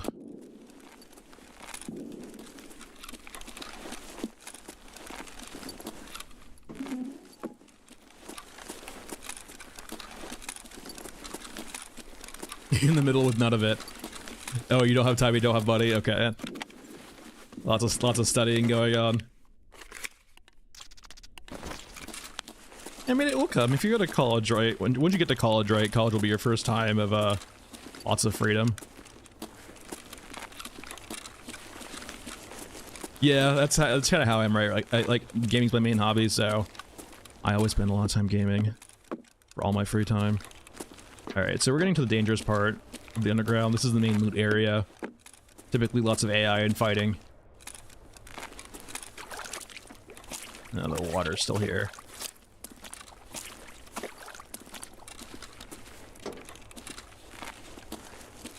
Trim full. If it's full, be a thought for sure. Now, my first mag is full of armor piercing, so we're good in that regard, but once we have to reload, we do have to go for headshots, basically. Why experience sun when you can just buy a monitor with HDR and experience the sun via monitor? I mean, it's great. She is a widow, but she is great.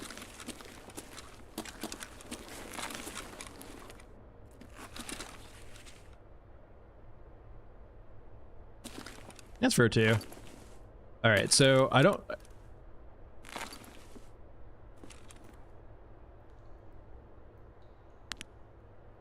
He just turned off his fucking flashlight. I don't want to pull out a grenade, because I'm sure he's gonna peek me when he sees I'm a grenade. Or here's my grenade, get pulled out.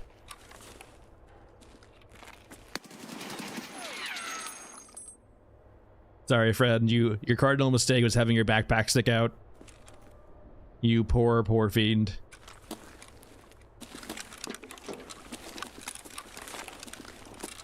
Dead PMC or scav? It's a dead scav. With a mullet drum, though.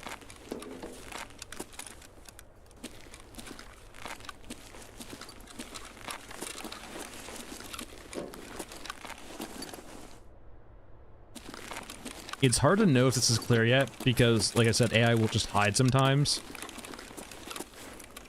Close some doors real quick.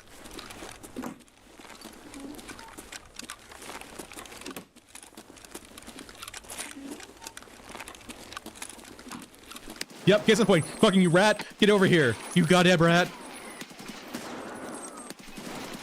God fucking Christ, that scared me. Oh, man. Oh, I hate the AI in this game so much. I love it so much, though. I hate it and love it so much. Oh, you goddamn rat.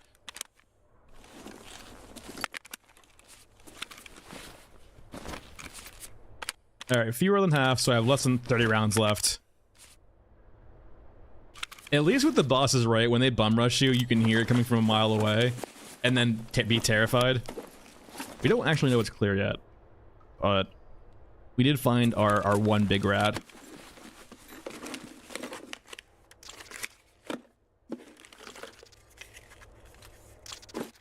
And even if it is clear, it won't stay clear for long, probably. Take the mag out of that, actually. Here.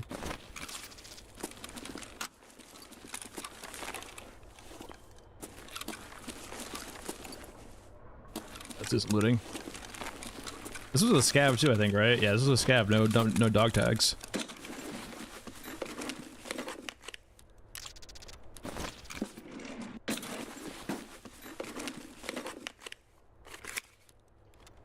Actually needed that. That's huge.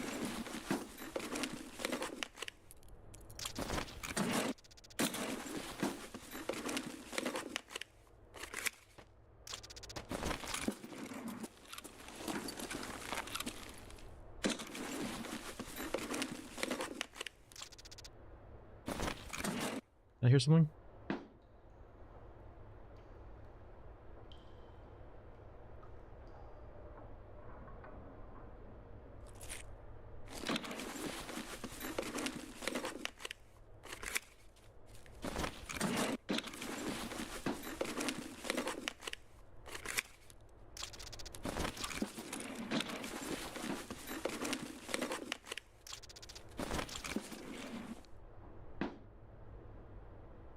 I just own a PS5. Though I basically only use it for exclusives now. I think like the last game I played on it was God of War. The newer one.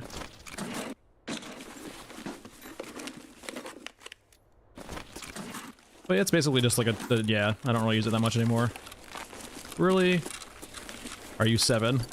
Am I 7? No, I am very much older than 7. So much older than 7. Ash 12, okay. People unfamiliar.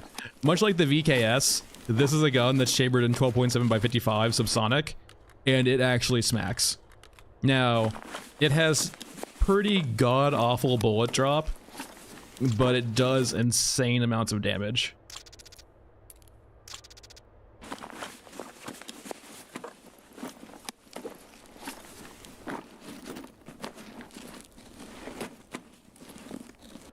It's nice too, right? Because like you don't have to worry about, like, it's much more relaxed than SPT or regular Tarkov. But yeah, it fires a massive. It basically like it's a very small 50 cal round basically, and it hurts a lot.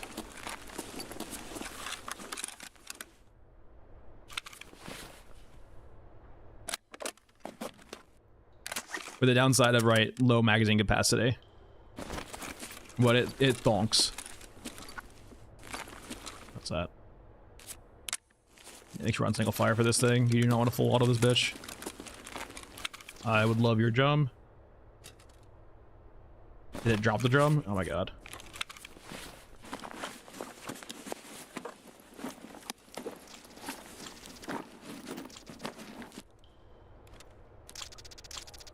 I will take your keys, thank you. Let's actually trade these out. The key's more important than a CMS. Alright, so we got some good loot. We're gonna head to the Infamous Extract now. Yeah, only a PC gamer, basically. I've always kind of been a PC gamer. I've had an Xbox, I had an Xbox, I had a Dreamcast, I had a, I didn't get a 360, I think I eventually got myself a PS3 and a 4. But yeah, after the original Xbox, basically was always a PlayStation gamer. Mainly for exclusives. Alright, so if we're gonna head into here, let me probably drop. No, not grenade. We'll take 20 rounds. Okay. So this is the true moment of the rat. Where if there is rat AI in this game, we're going to fight it down here. So we need to check the rat spots. Alright, that's clear. That behind the door is clear. Oh yeah, 100% I'll be playing Stalker. I have played every Stalker game. I'm not the biggest fan of Clear Skies. Like, my favorite is by far just the original Stalker. Call of Pripyat's after that, but like, yeah, Clear Skies I never really got into. I played it once and that was really about it. I think the problem with Clear Skies is it's like the performance at the time was really bad. Which made it kind of awkward. But no, my favorite's probably regular Stalker, the original. But like Call of Pripyat's better for mods though. But I'm gonna be very happy when Stalker 2 comes out later this month. I'm playing a shit out of it. Alright. We're checking all the corners here. Usually, if they're extract camping, this spot's like the first spot you'll usually encounter them.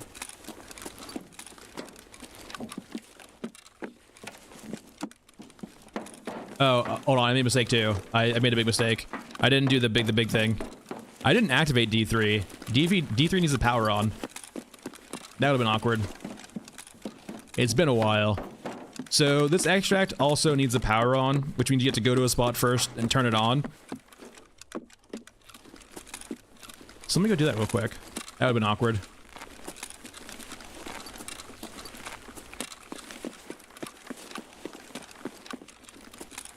I like Dark Souls. I've never been good at Dark Souls though.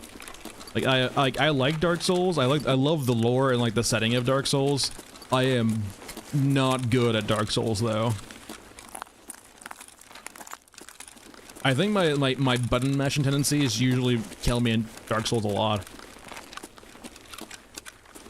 Yeah. Yeah, it definitely took me a second to realize too, like, something's not right here. What is it? Oh yeah, I didn't activate the door yet. So right now the power is not on. We can fix that. And we need the power on to actually extract. And this will be one of the first spots you'll see campers too, usually is in this hallway or down in the room. Yeah, I played Half-Life. I haven't played Half-Life in forever though, because naturally they haven't had a game in forever. But Half-Life was like my first... The original Half-Life was my first big games. And like, it was weird too. I was very young when I played Half-Life. And so like, it actually terrified me when I was young. Because like, it's like my first experience with like animated gore. Hold on.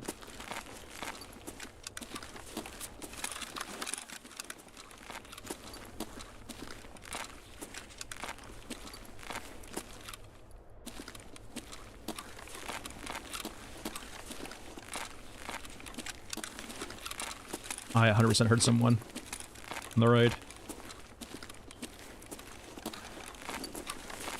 But yeah, it was my first experience with animated gore, and it fucking terrified me. I was like super young. I was like 5 or 6, I think, at the time, maybe like 7 or 8. But I think it was younger than that, though, like around 5, 6, 7, 8.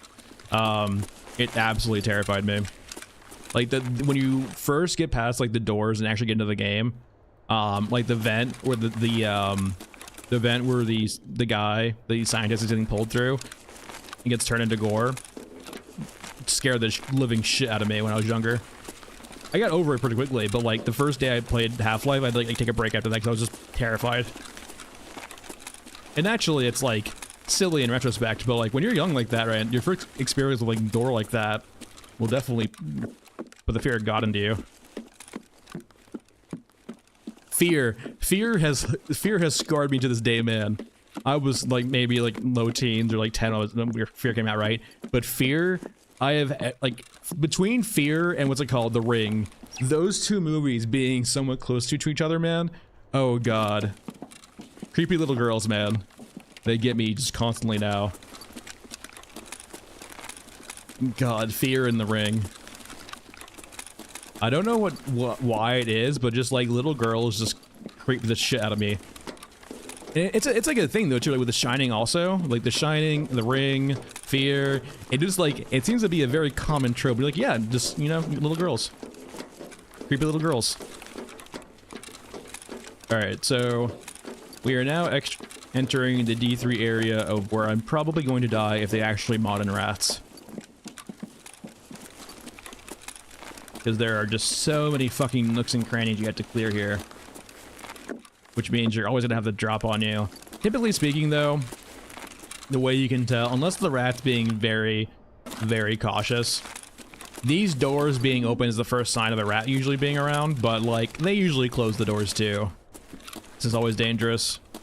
Did I hear someone? Did I hear a bullet maybe? Gotta clear this. I would be insane. It'd be insane if they modeled in rats.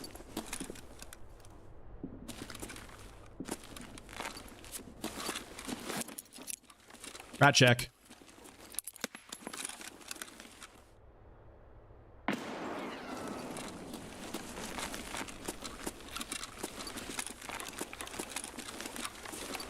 And like, this isn't conclusive either. There could be like rats in the future.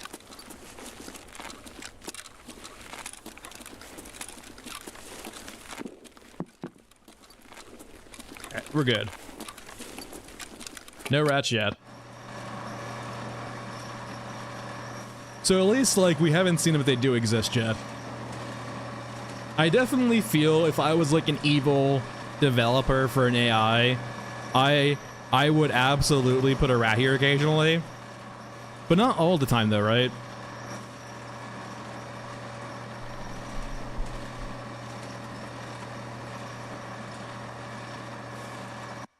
I don't know. I mean, thankfully, Gaben's pretty nice about it, right? But, like, he's benevolent so far. But, like, I'm curious what will happen to Steam after Gaben goes away.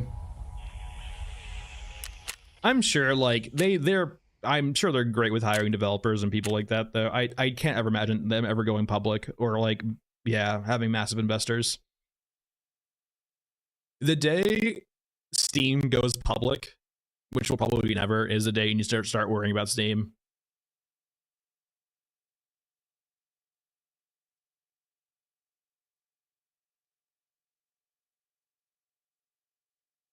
Halo Reach, man, I haven't played Reach in forever. Oh my god. Though I will say, out of the whole Halo series, I'm not the biggest fan of the Bloom and Reach. Like, the Bloom and Reach is, like, so aggressive. It, like, puts me off the game a bit.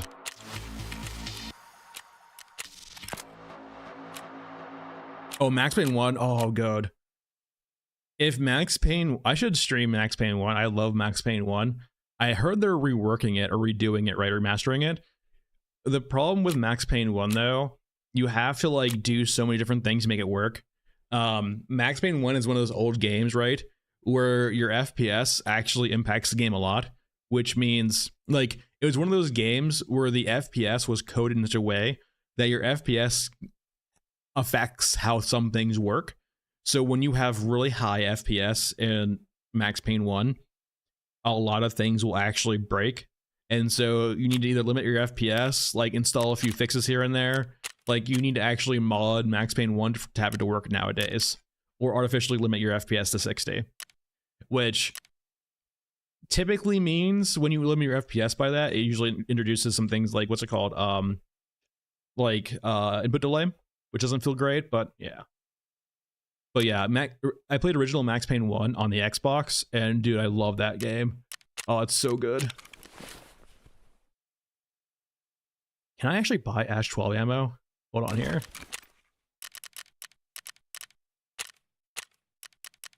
I don't actually remember who actually sells Ash 12 things, though. Is it Skier? I think it feels like it would be Skier, but I don't know. That's a pretty high... I don't know, is it a Prepper?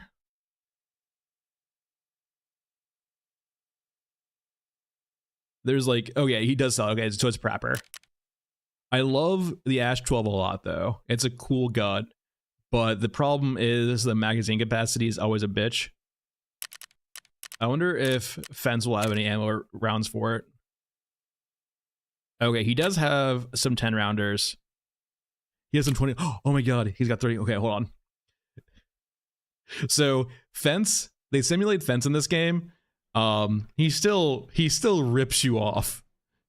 Like, holy god, I'm gonna spend I just want 5. Four works, I guess. I'm gonna spend 80k on 4 mags.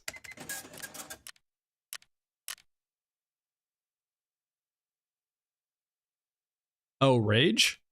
I didn't actually play Rage 2 at all. I skipped Rage 2 because it looked pretty mid. And it actually turned out to be not great. But I liked Rage 1 quite a bit. Like, Rage 1 was actually kind of a cool game. It was like, it had such a weird, like... So there was a weird thing too with Rage 1 too, where it was like one of the first games to lean pretty heavily into texture streaming, which on launch for Rage 1, it had this weird issue where the streaming wasn't set up yet, or like it was texture streaming in an era when it was still pretty prevalent to have people on hard drives as opposed to SSDs, which means you had a lot of issues, right, when you were panning around quickly, where the textures weren't fully loaded in yet, and it would look really bad.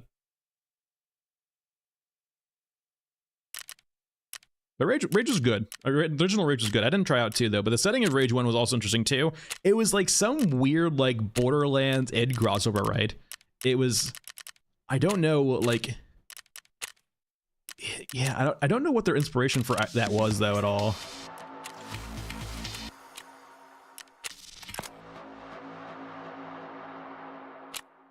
I kind of want to do, we're gonna do a factory run for funsies. We're gonna do a factory run with an Ash 12. This is not gonna go well, but it will be fun. What ammo did I have in here? Pretty sure this is basically soft. Oh, this is pretty good ammo. PSP 12. All right. So once again, the Ash 12 is a subsonic gun. It's like the VKS in that, but it's actually kind of, it's weirdly kind of sort of good, but not really that good. Where are my mags at?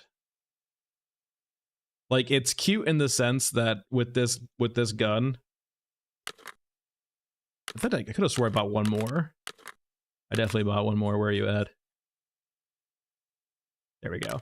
So its problem is, like, at long ranges, it's terrible. But in CQB, it's kind of a meme. Typically in Tarkov, though, you do have, like, the full auto meta, where you want to be able to put, like, a lot of bullets down range quickly. I might have bought too many of those rounds. We're gonna sell, I think, a few of you.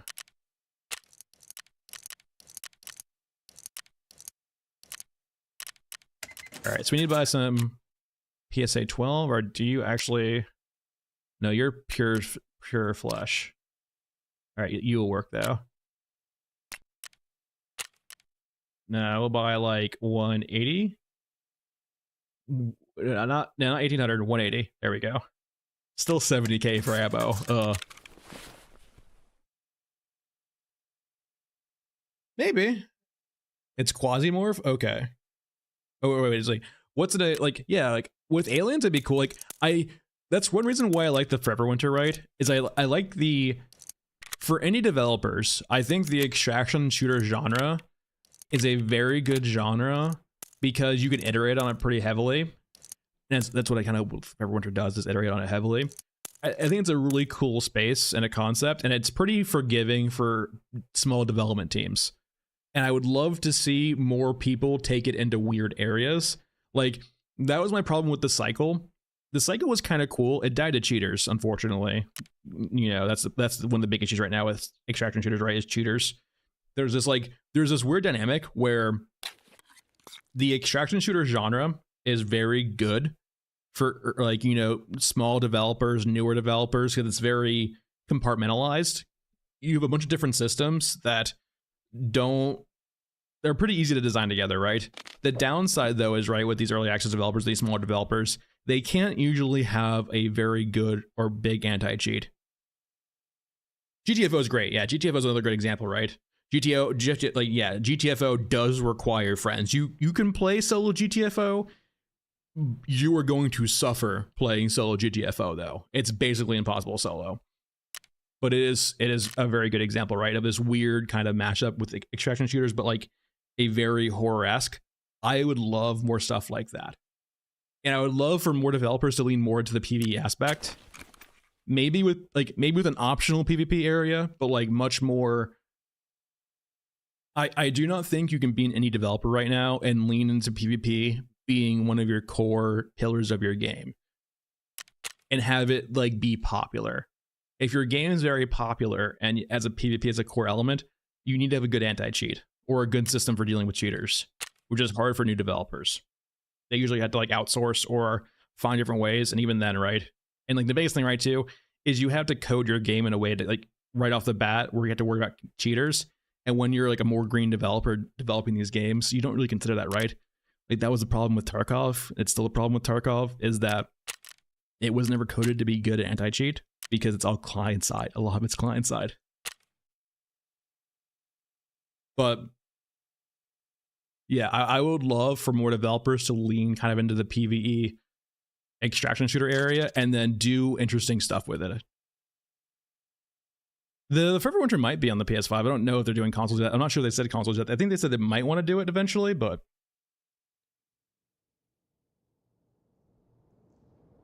but it's interesting. All right, so we're playing Factory. I don't know why I'm playing Factory. I just want to play around with the gun a bit. If we want to be in single fire. Let's go looking around.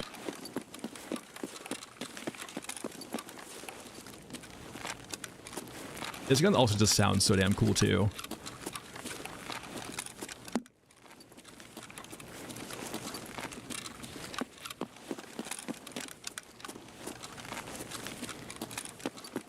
I will say too though, I have noticed that like the AI usually doesn't spawn. The PMC AI doesn't usually spawn like they normally would on a map. Which is fun. I think fine though. The spawn rushing in this game was always kind of like a silly aspect of it, to be honest.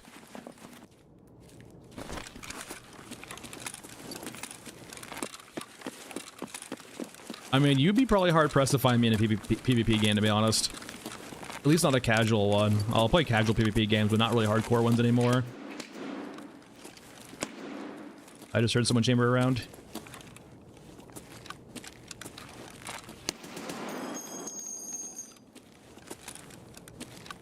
God, his face is just gone. Are you a player or a scav?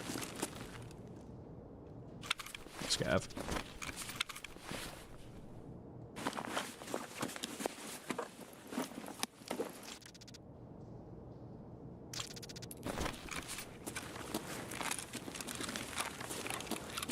Alright, Tequila, where you at?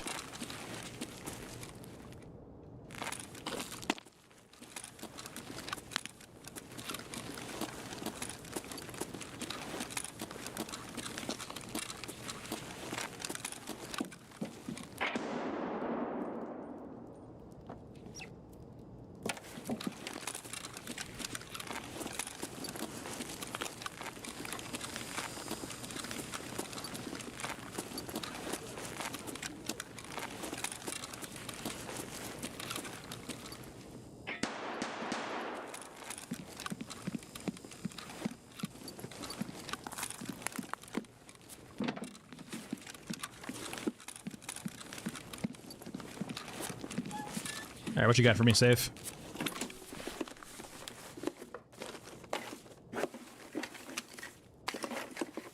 Cat? Yeah, cat. It's brats. Oh, it's a push-on mag. I don't mind that at all.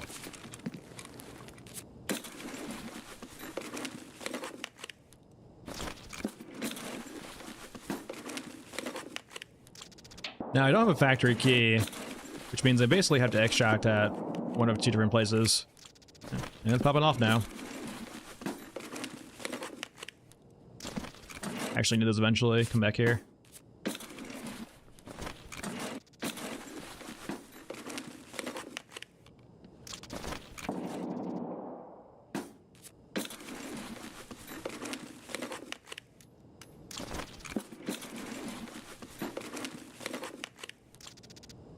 Do I need you? I think I might need you eventually. Alright, let's reload real quick. Gotta be careful, because, like, you can go through 4 mags pretty quickly with this gun, if you're not careful. Alright.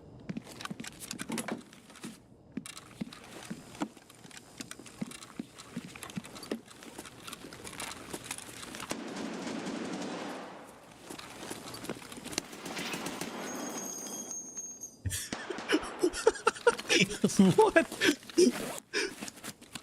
Alright, that works. The power of the Ash 12 sends people flying.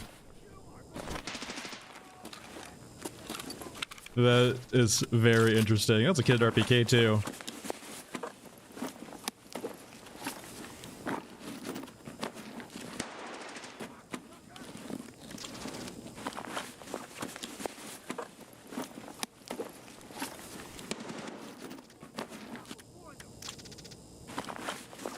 I've seen this rig before. What are you at? You are level 4. Level 2, level 4. Okay, do you protect the chest or bottom also too? It's a standard rig basically.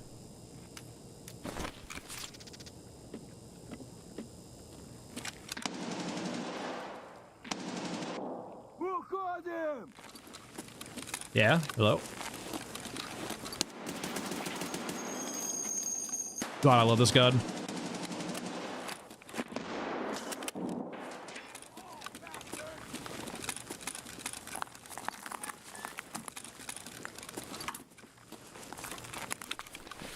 AKM.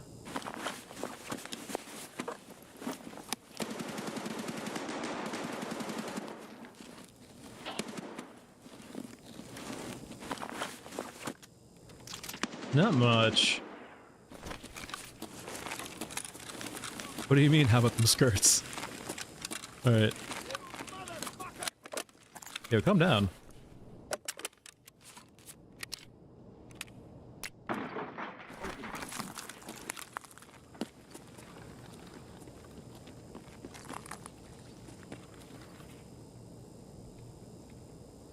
think there's two below us, actually, because they're friends because they're not shooting each other right now.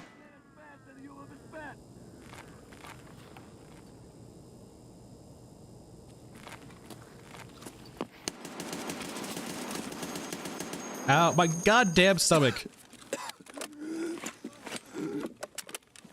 Why? Why the stomach?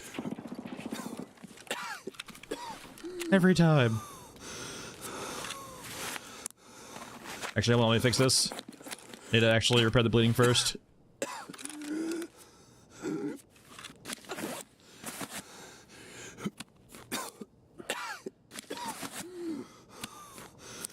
Alright, bleeding's gone. Now we can repair his stomach.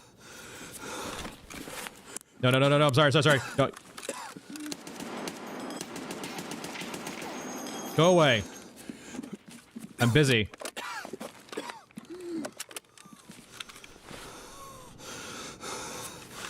They definitely will push you too if they hear you healing. So, yeah. You can't bait them, but also it's terrifying.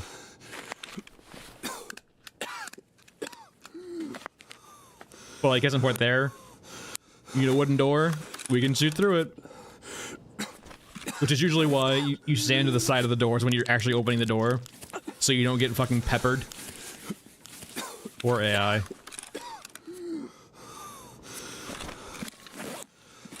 There is a boss called Sherman.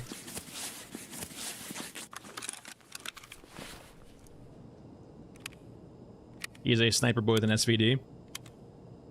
I think I've only... It's actually one of those guys that it's probably one of the bosses I've killed the fewest amount of times. Because he will dome you if he sees you. He is a very scary boy. 54R just does a ton of damage too. Which is crazy because you can actually get the really nice ammo for it too.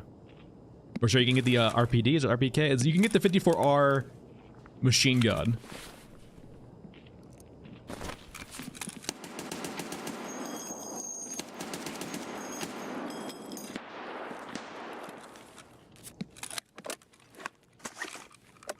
I would like peace, everyone. Yep, hello.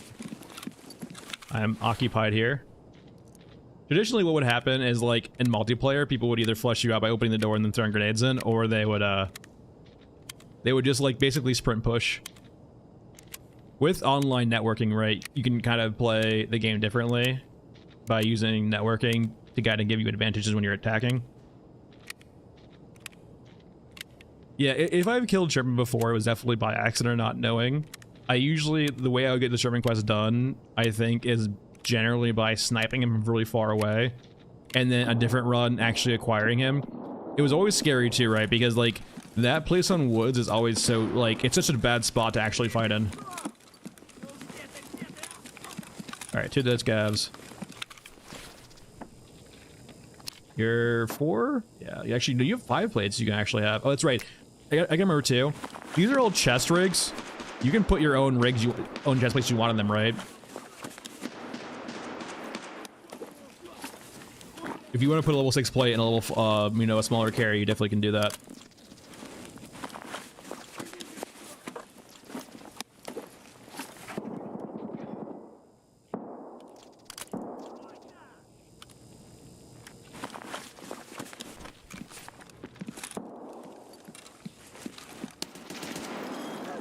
Don't you hold angles on me. So, the perks of this gun is because it fires a massive 50 cal round, it does insane flesh damage. Like, I don't think all of the rounds can do it, but most of the rounds can usually one shot to the thorax. Ow, ow, ow, ow, that's not good. 2 heavy bleeds. Shotguns. Alright, it's time to leave. We had our fun. And that's why shotguns are deadly. Yeah, it's time to leave here. We're gonna take some painkillers and just dip. We're gonna repair our thorax real quick. We're gonna take some painkillers and leave.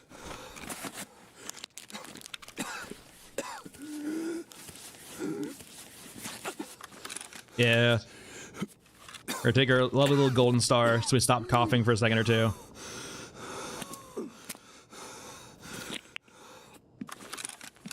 There's a painkiller effect. We got 10 rounds left. Alright, time to leave.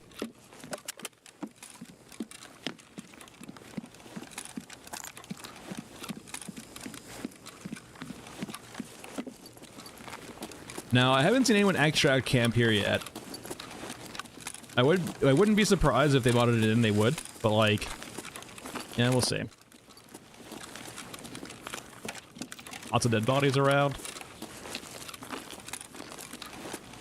Alright, the door's closed, which is usually a good sign. It means if they did a camp, they would have to spawn in there.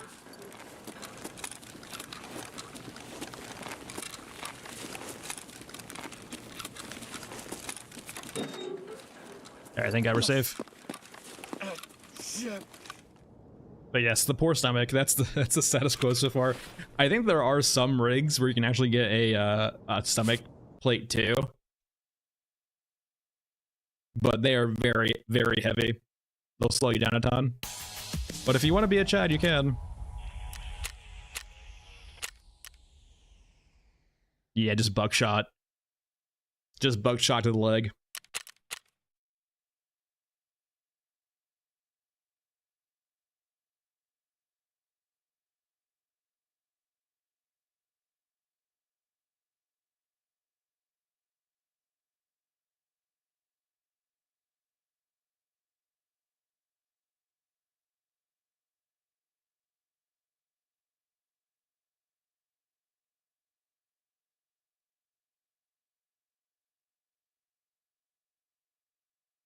I mean, it will be dead. Like, I have died a lot early on from learning the game again, so it takes me a while. But you'll get used to it again. Come back to you later. It does take a while, though. And sometimes you just get scabbed out or lucked out. Level 3. Okay, so this has level 3 over the groin and stuff like that, so this actually does protect against a bit better, but the front plate still probably is only thorax.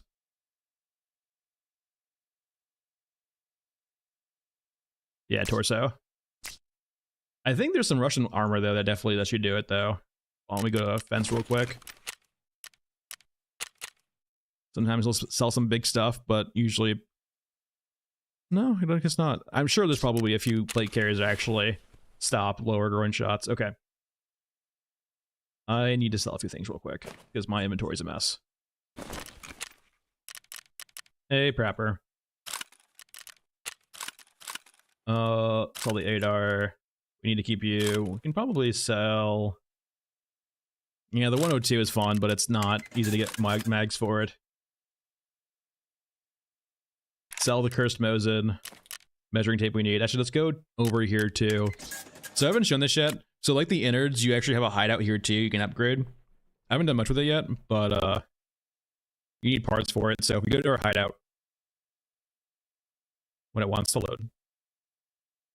There we go. Right now, it doesn't have a lot. It's very low level. But we can start building things. Like a really shitty door. A workbench for our guns. And now we can probably fully mod our guns now, which is nice. Until you have this workbench, you can't really usually fully mod your guns. But we can enter it too. So like we have... It looks a lot better eventually. But yeah, we're basically in a really shitty bunker.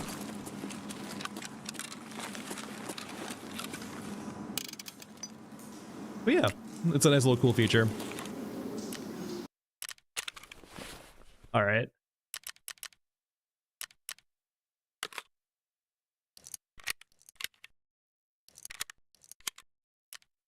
Let's keep using the Ash 12 for now. It's a fun gun to use. Let's move our stuff over. I'll organize this later. And what map do we need to do now? Let's see what quests we have.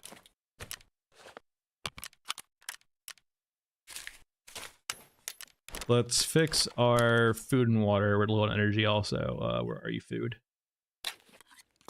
Food. And then water.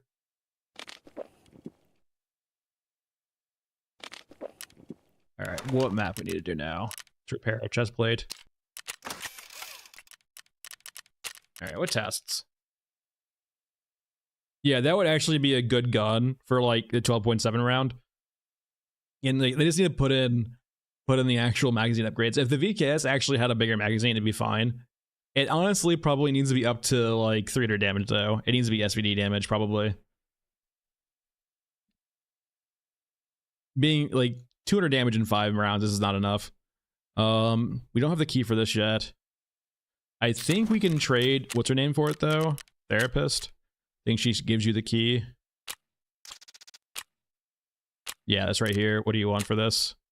Crackers and squash. Okay. Or golden chains. I don't think we can find golden chains off you.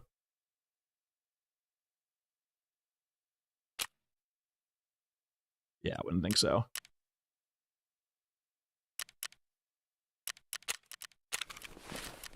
What other tests? Any location. We need light beer, which is probably to be on Interchange, I imagine. Dried meat. We can probably do Interchange, actually. We need instant noodle tools. Let's go to Interchange, I think. Yeah, let's do Interchange. Okay. Interchange.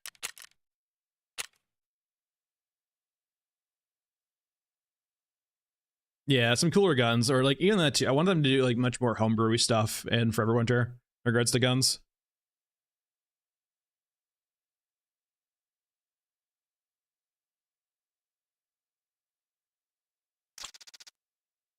So we're going to a giant mall, and there's a nice little big store in the back with plenty of food we can go through. Hopefully find some noodles and some other things, some crackers perhaps. Now, once again, this gun seems strong at first. The problem with the gun, though, is because it's firing a subsonic round, it both travels really slowly, which means you have to lead targets a lot, and then on top of that, you have to compensate for range a lot too. I know, I don't think I could do Eve. Eve is too much spreadsheet for me. Yeah, me too. Like, it does give you a great sense of progression right through the game when you upgrade your innards or your base. It helps you give you a clear goal too. No, I've tried EVE Online before. I don't like it. It's not for me. It's also one of those games too, and like I've been playing some Ashes on the weekends, and kind of Ashes like this too to some extent, which is it is what it is. It's one of those games where you have to get into it a lot to start enjoying it, but it also is a game where you have to invest so much time, and you get to like join a faction or a guild, and like those guilds are pretty, I wouldn't say toxic per se, but like it's a game where you have to enjoy that kind of like massive social guildy political dynamic. I feel like, yeah, it's about people. I mean, that's a good way of putting it, right? It's much more about the, you know, the interactions between companies, and like, that's not really necessarily something I massively enjoy, personally. Like, I like it as a spectator. I think it's really cool as a spectator. I'm not sure if I enjoy it as a player.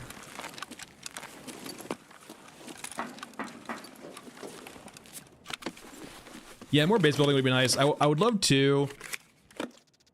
I've never seen an extraction shooter do this before, but I know they've talked about territory control in regards to the Forever Winter. I almost would love to see, like, not necessarily a settlement per se, but this weird system in Forever Winter, right? Where you have your base, your innards, and things adjacent to that. And so, like, one cool concept would be like expanding your kind of your small area of influence and basically expanding your base. Like, I haven't seen an extraction shooter or extraction game lean more into the strategy element. And naturally that's blending genres, right? But I think it'd be very cool.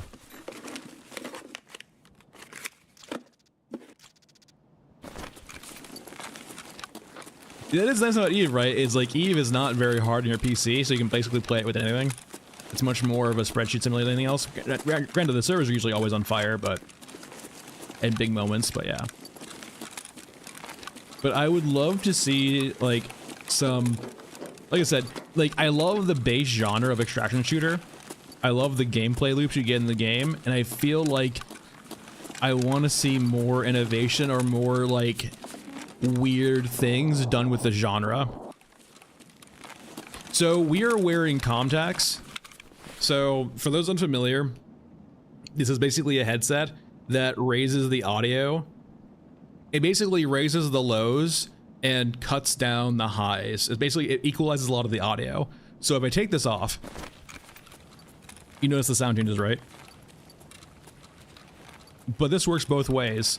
I don't hear myself so much anymore, but it's much harder to hear footsteps from other players. Also, guns are louder too, right? So if I pop up my gun, quite a bit louder. But now I can hear myself footsteps, and it's a much different sound with the gunshots now, right? It's basically hearing protection, and also like it equalizes the audio a lot. It helps out a lot, and different headsets too, different contacts will help you hear different things. Like they have different sound profiles, right? So you can kind of like almost find a brand of Tarkov or brand of contacts that you like. And right now I'm early enough in the game where I don't really have a wide choice of contacts. I'm basically just using what I have. And so I have these. But yeah, it's not really that loud in the game, but you can get different headsets that you like better. But it's very nice for hearing footsteps, because a big aspect of this game is sound. Especially with this AI mod. The scavs, and some, not all scavs, but some scavs, some players will play much. Okay, he went prone.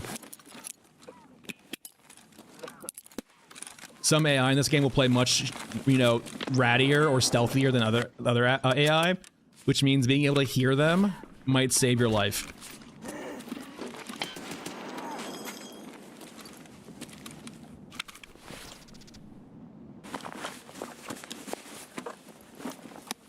So as you see here too, downside of this rifle, right?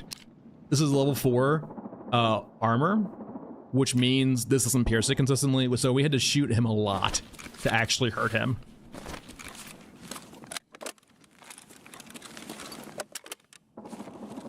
Yeah, that's the nice thing too, right?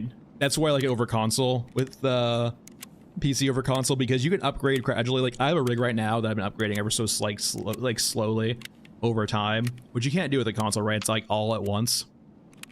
But like, every couple of months, every like 6, 7, 8 months, I might choose something to upgrade on my rig. And so as opposed to bearing all that cost of upgrading at once, you just do it in small segments. Though eventually you got to get to the point, right, where it has to be a MOBO upgrade, motherboard upgrade, which usually comes all at once. So if I'm wearing less weight, like right now we're 22.9 kilos. If I'm wearing less armor and stuff, you make a lot less noise. You like when you're playing basically as like a hatchling or like a pistol only guy or small like little armor, you make a lot less noise.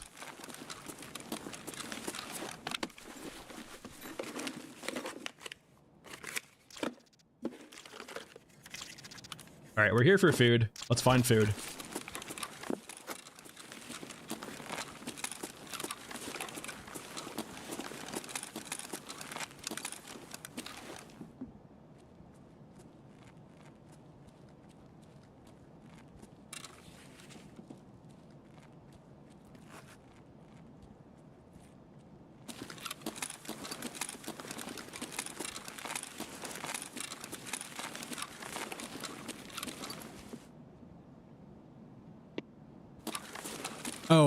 So PS5, I think it has a feature where you can play it remotely. So you can basically network or call into your PS5, and the PS5 will stream to your device. It's basically just streaming from your PS5 to your Steam Deck. So like back before it all died, remember those like video game streaming services? It's basically like that, but you're running it yourself. You can there are different melee weapons, but you can eventually buy yourself a black outfit and run around and try to melee things. It's gonna be hard, but you can do that if you want. You can one-shot melee to the head with some weapons, but like you still will make enough sound where they usually will hear you. But you can definitely do that. It's kind of a meme with like online Tarkov, right? We talked about there's a flashbang shotgun shell. So what people would do, it was they bring in the shotgun that you can flashbang with. They would flashbang someone a couple times, and then they would go melee them to death. I don't think it does, Pixel, but it does make you look real cool.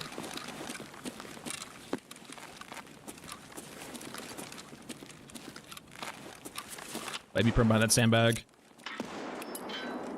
Audio glitch? Visual glitch? Okay.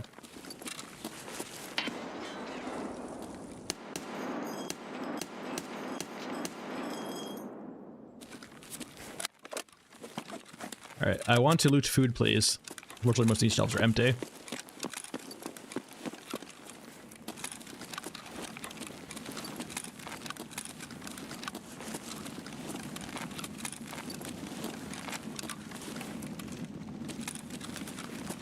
Any food, please? I didn't ask for scavs. Okay, he's definitely heard me, and I heard him. He's aiming somewhere. There's two.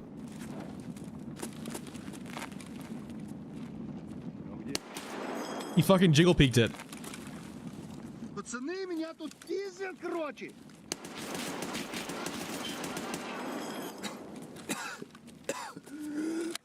Well, rest in peace, stomach.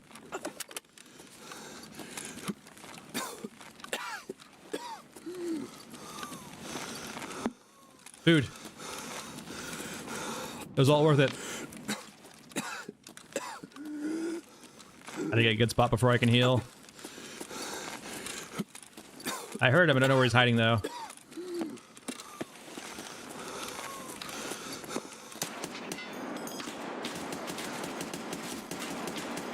Alright, more bullets, I love more bullets. Hey, stop it. Alright, I can't see him. Alright, we need to retreat and heal.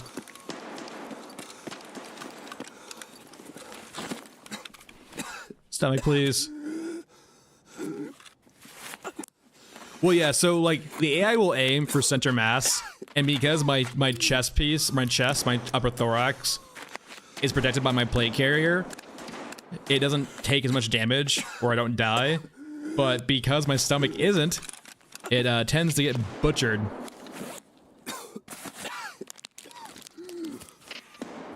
Because my chest rig over here, this plate only protects my upper thorax. So it's nice because I prefer them aiming center mass makes a lot more sense than going for always headshots, right? I don't think you can go that. I wouldn't be. I know you can get short sleeve shirts like we currently have right now. I'm not sure if you can actually get shorts though. Like there are clothing upgrades, but it's not like equipment you can remove. It's just as cosmetic. I hear someone. All right. That's an RPK. Sounds like an RPK at least. Alright, we're getting pretty low on ammo too. You don't have to have armor, no. So you have clothing, and then clothing's just cosmetic, and then this is all the optional stuff, right? So you don't have to have this stuff. But the clothing you have to have on. The clothing's not armor. Oh yeah, like if you've ever gone shooting before, right? Like if you're standing up, you even if you're ripped, even if you have like enough muscle to like keep your gun pretty steady, there's always going to be a bit of sway. which means, yeah, you aim center mass. I don't think there's an option to remove it, no, not clothing. But yeah, it makes a lot of sense to aim center mass, basically. Which is why, you know, people wear chest protectors. Because, yeah, getting shot in the chest sucks. It's also the most dangerous outside. Like, hitting the head, yeah, getting shot in the head's not good. You will generally basically die. The center, like, you know, if you get shot in the head. Congratulations, like, you know, get shot in the head, you die. But, like, that's not probable to happen. Yeah, I'm seeing things, I think. But yeah, getting shot in the center mass and, like, for lethality purposes, you're much more likely to get shot in the center mass, and it's much more deadly to be shot in the center mass than anywhere else, right? Naturally, you can get shot in the artery, but, like, still.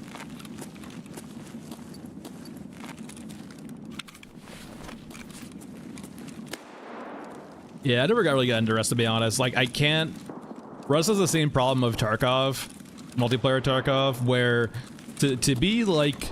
And there's always private servers, which is where this is different. But for, like, Rust and games like Rust, like Ark, you always have to be online for the most part and, like, constantly grinding if you want to be competitive. Alright, so far our food run's going terribly. Alright, 2 dead bodies.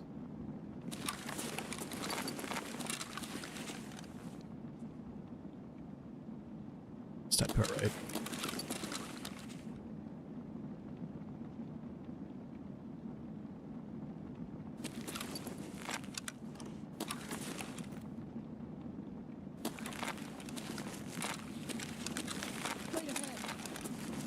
Alright, we have a PMC. What is he reloading? Is that him right there? I don't think so. Oh, there he is.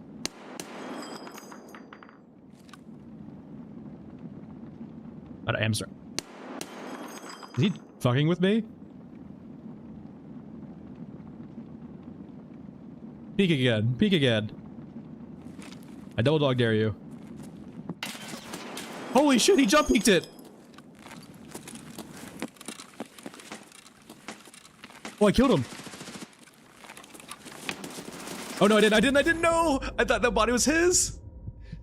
That's what I mean though. Like, the PMC AI in this game is so interesting because they'll do weird shit like that, like players would do in Tarkov.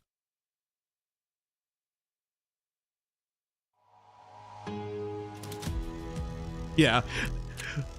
We did him in the head, by the way, but, like, that's the downside, right, of being lower level without AP ammo, is, like, our headshot just ricocheted or didn't go through his helmet, right? Because, like, our helmet's, like, level 3, or our armor's, like, or sorry, his helmet's level 4, probably, and our rounds only consistently go through level 3. And he was using, oh, he was using a VSS, probably. SP5. Hey, SP5 is great killing through armor.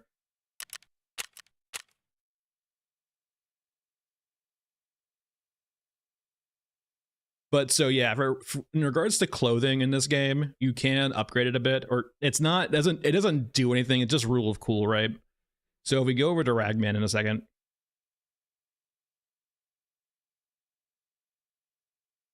When the game wants to load.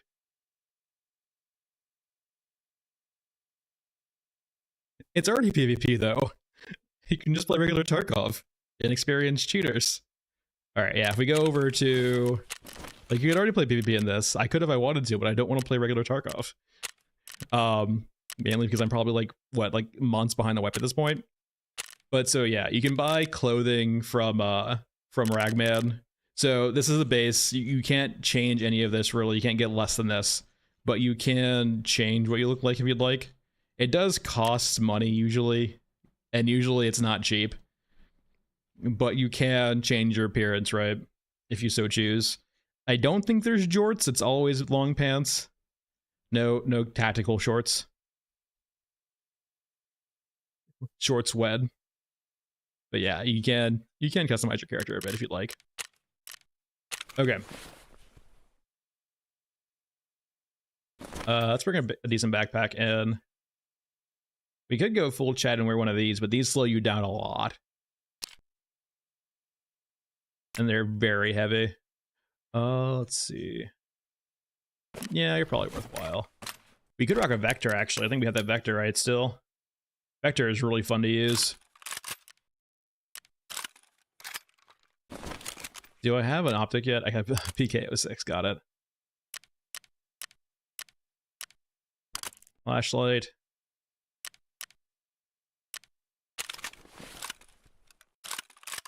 The Vector is really fun, though.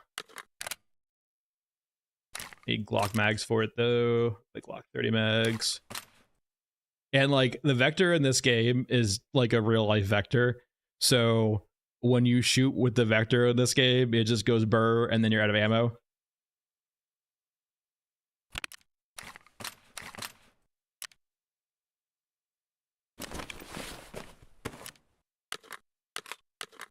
Do I only have 4 mags, though? Might be the case. Let me drink you. Need some food, more food, too. Where's my food at?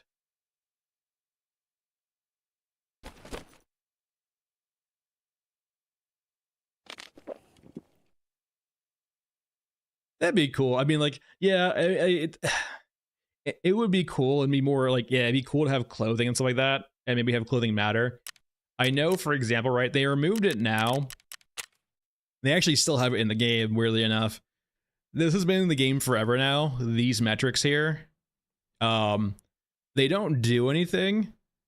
You have your blood pressure, your temperature, your, you know, chemical, and then radiation. They've never done anything with them, but like it would be cool if that was a feature eventually, but they've never gotten around to it. I don't think they will. This has been in the game forever, like from like 2017, right? But they've never done anything with it, so. Because I'm pretty sure the game was originally supposed to be much more Stalker-esque, but it just leaned into the Milsim because that was like what kind of picked off or took off. All right, can I get any more Glock mags? Peacekeeper. He only sells the small ones. Hey, fans, you have any nice Glock mags I can buy for $5 million? No,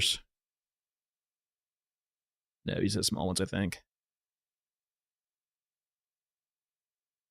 All right, small Glock mags it is.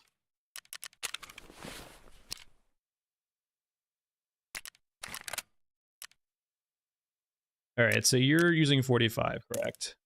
Oh, you're actually 9mm. This is a 9mm one. Wait, no. 1143. This is not 9mm. This is 45. Okay, yeah, ignore me. I don't think Proper sells 40. I think it's only Peacekeeper. And Peacekeeper's...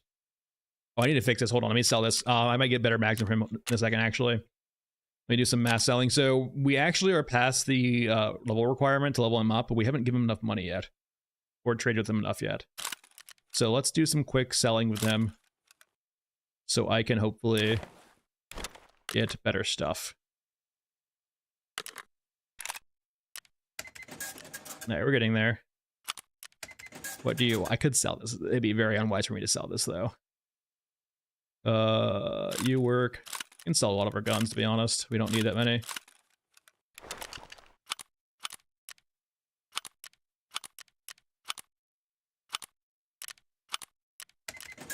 Alright, $700 more we can go. $700 more.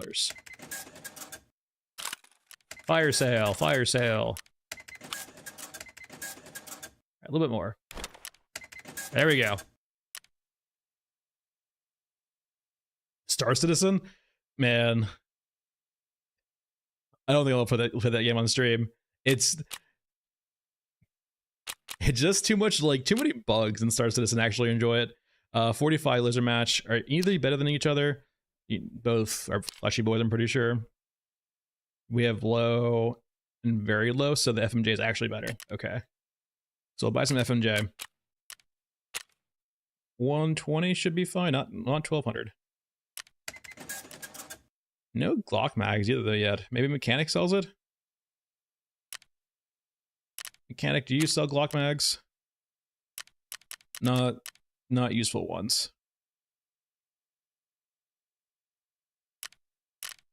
Alright, well, whatever. We have our 4 mags. I guess we'll just have to live with that then. I'm not gonna lie though, like, we're gonna run out of ammo immediately. Alright, we have this. Let's bring in a better survival kit. Task-wise... Let's go over to customs. Customs is always nice. You kill some scavs over here too. Let's bring in our key.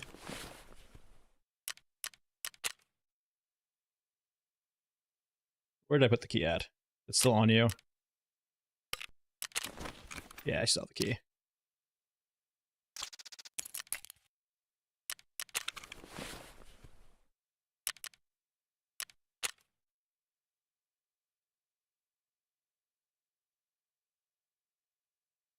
There we go. Let's put our key into here.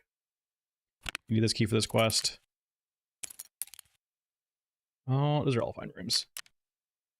We don't have any contacts yet, which I probably want some contacts. So, probably go to fence for that real quick. Ragman is still level 1, so fence we go.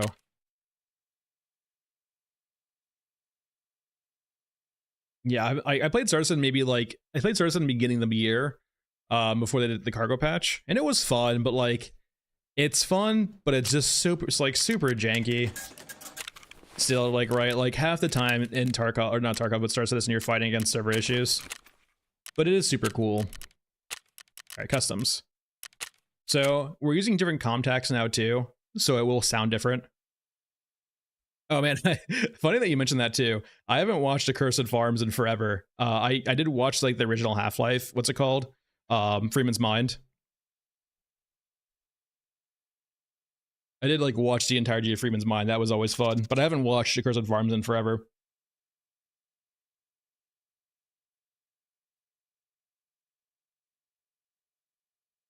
He does a really cool.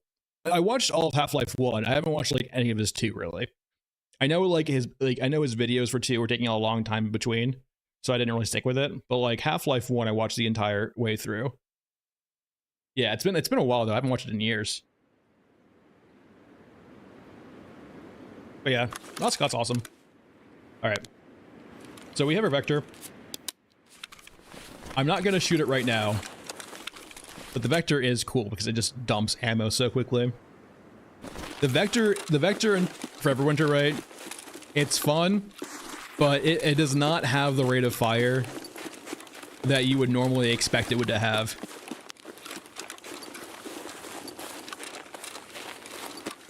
Campaign to stop killing games. I mean, that's the whole thing, right? With like SPT Tarkov and Forever Winter, right? In regards of making sure, like, server-based games, all they do is like restrict the consumer, right?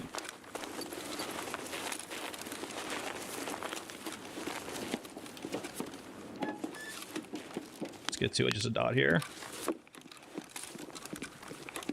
I would be surprised if there's anyone here yet. Usually scavs don't spawn this quickly here.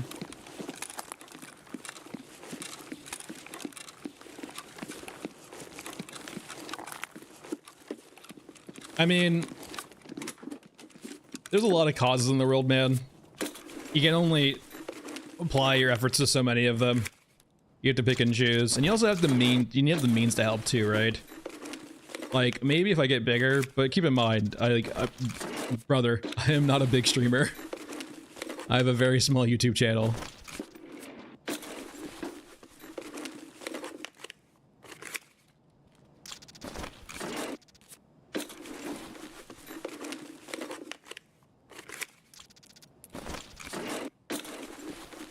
And how would you suggest that I help?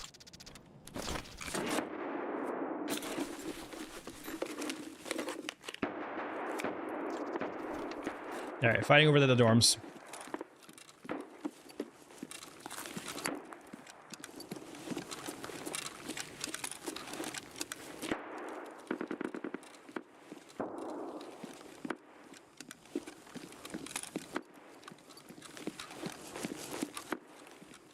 Yeah, is this safe in here? We're gonna loot. We might go to the other side of the dorms. Don't really need anything over there, I don't think, but it's a fun fight.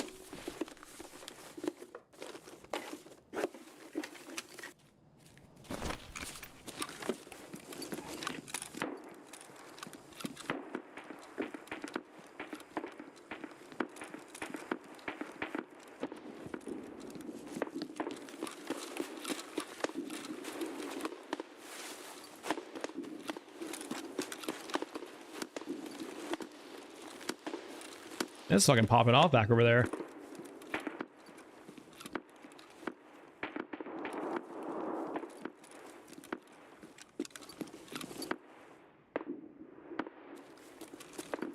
There's a lot to this game. If you start playing this game, you will like, it will feel overwhelming for a while until you...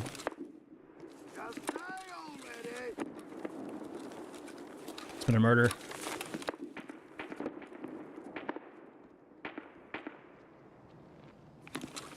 Did they kill each other, or there's someone in this room over here? What's your fucking problem?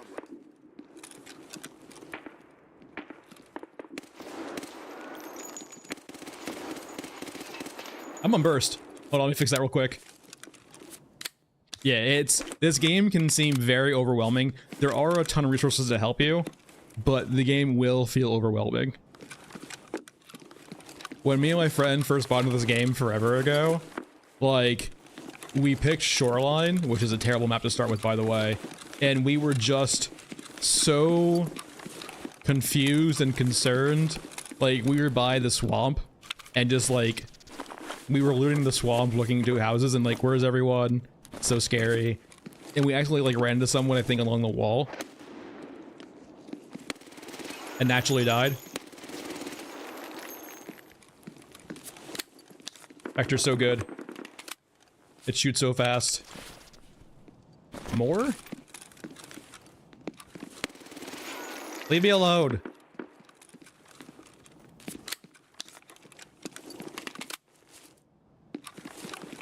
Yeah, I've been playing this game off and on since like 2017, 2018 when I first went into beta. Back when it was very, very rough. I've been like off and on with it though, right? I never like went hard in it.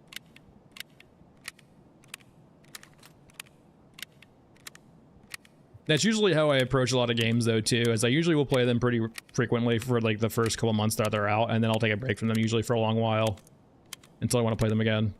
That's usually my sin with MMOs, right? Is I do enjoy playing MMOs, but they usually can't get my attention span for very long.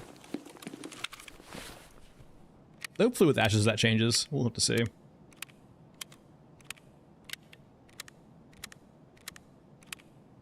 Pretty sure I heard one more guy down there.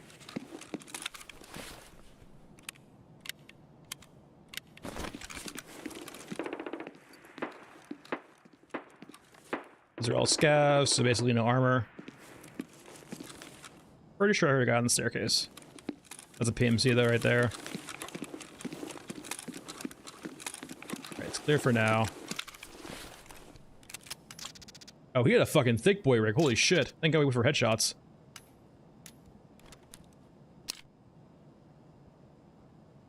Yeah, so this is one that has a plate carry for everything.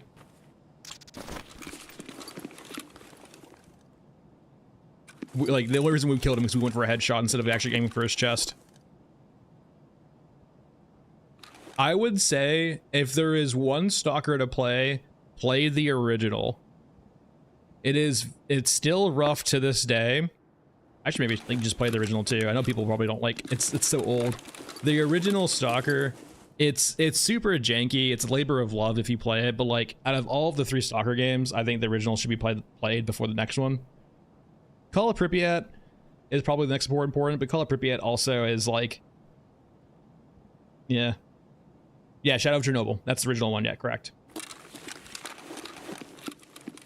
If they include Artyom in the Stalker 2, which I would imagine they would, right? It's probably the most important to know Artyom's story. Wait, hold on, I'm not Artyom, I'm Strelok. Fucking, what am I saying, Artyom? Strelok, I mean Strelok. Silly me. It's most important to know Strelok's story for the second one, I would imagine, if they include him in the game.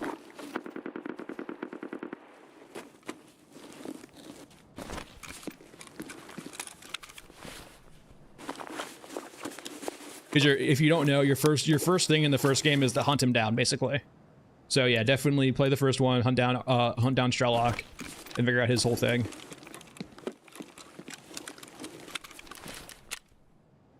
All right, need to kill more scavs.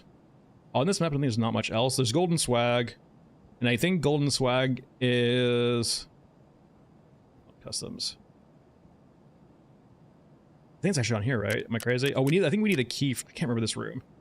What does this key say it opens? Where are you?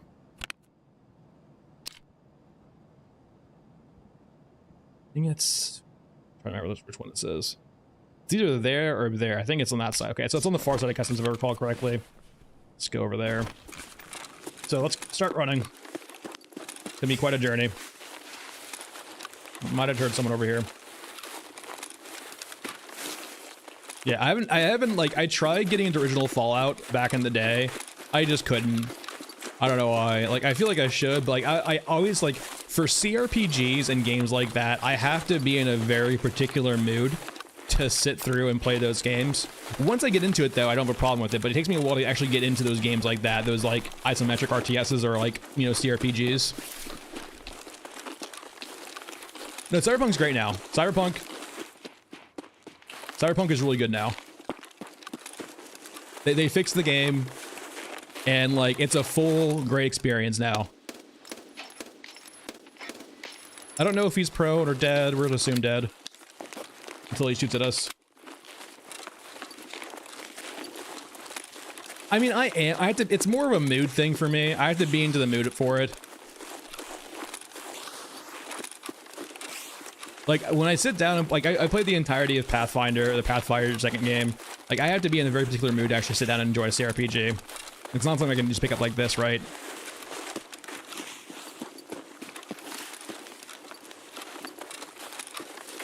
Yeah, it's great. I love the third one. I love New Vegas. 4, but, you know, Fallout 3, I love me some Fallout 3. Yeah, in Baldur's Gate 3, you know, Pathfinder, both those games I played. Baldur's Gate naturally is amazing.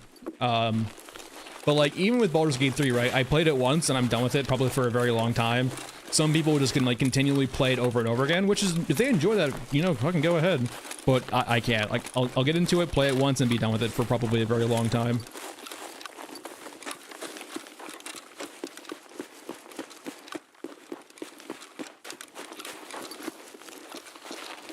All right, my memory is super hazy when it comes to Golden Swag, but I think there is a trailer or basically a container over here on the far left-hand side. We should actually go the other way. Then it's in. But I might be getting the steps wrong. I might be getting the steps wrong.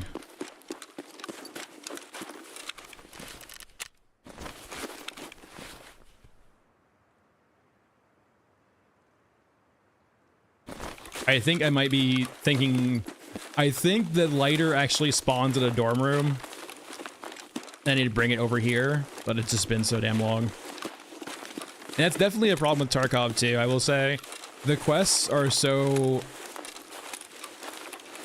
The quests are interesting, but you almost do kind of need a guide for them starting out. And some of them don't do a good job of telling you exactly where things are. Some of them do, some of them don't.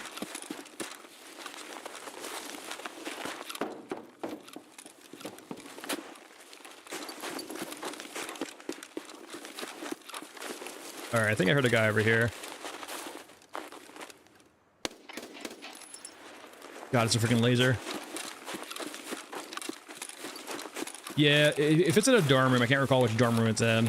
I need to go look at a guide, probably. But if I recall correctly, this trailer right here, or this little bin, is important for it. This is what we unlock with our key. But it might be where we drop it off at, not where we pick it up at.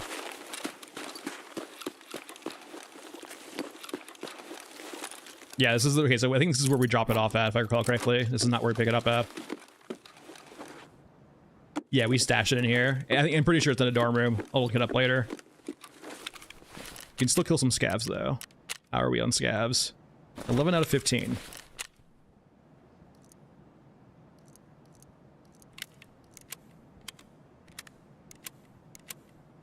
This is huge though. We can wear this next time.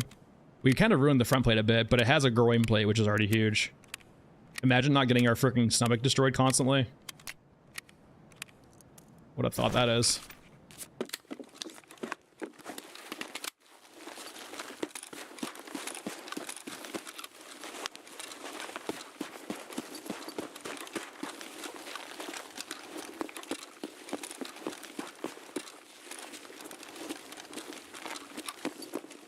Yeah, we need to find the dorms eventually. I can't remember which room it's in. It's probably in one room. Hey man, that's some nice armor right there. I could just drop my chest so I can pick it up and wear it, but no. We're not doing that. Is it efficient? Probably not in regards to loot density, but you know, we don't need to be like worried about that at all.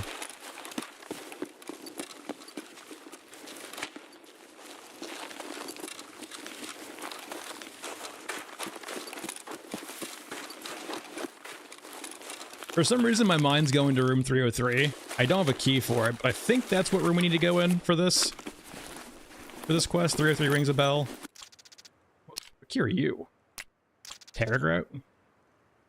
That's probably worthwhile. Don't want to lose that. I can probably lose guard desk key. It's not a big deal. But I think having this is better.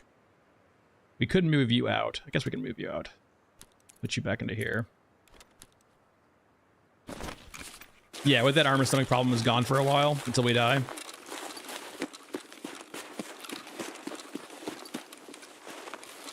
Three or three is usually a pretty common key to get though too, but let's extract and head back, I guess, because we're already here.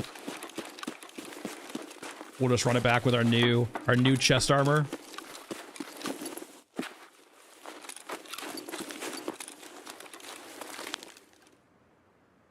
But yeah, Vector's crazy. It's very nice.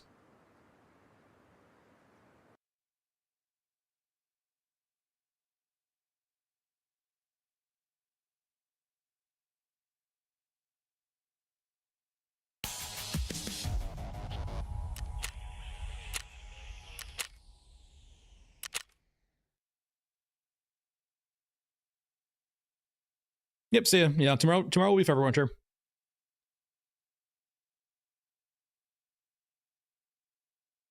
No, it's not. This is Tarkov. This is Tarkov today and Everwinter tomorrow. We'll probably do one more run. We'll try to get this quest done and we'll call it a night. I want to get this quest done for Golden Spike. I'm pretty sure it's 303, if I recall correctly. Pretty sure it's 303. All right, let's get a nice new rig. Let's move you over. Golden Star can come out. So because this is an armor plate, we can't stack a armor plate rig with top of this. We need to find a different rig. A non-armored rig. Do I even have one? I do. Okay. It's not a great one, but it will do.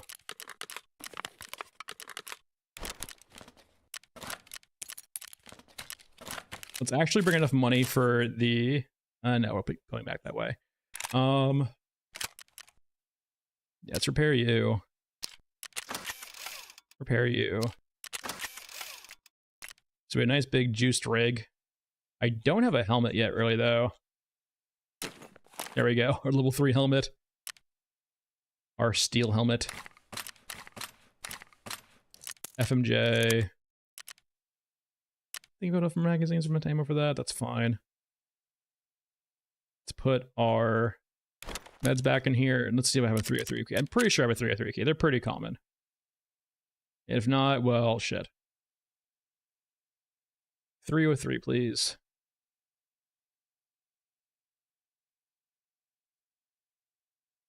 Do I not actually have a 303 key? That would be tragic. I feel like I'm ingrained to not pick them up. Let's see if usually the traders will actually sell you those keys too. Yeah, 303. It's almost guaranteed to do 303 now.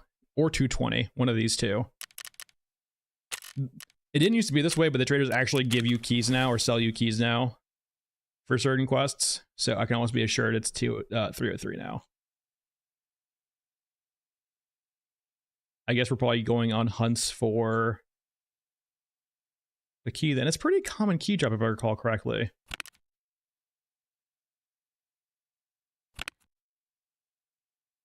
Yeah, let's go find one, I guess. Okay. Food and water real quick. Use all.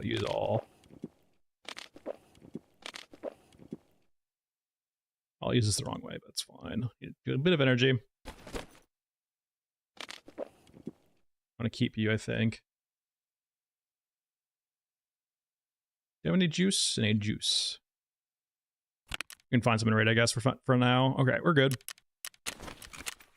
So I need to find a 303 key, and then get to that room, and then find the golden Zippo.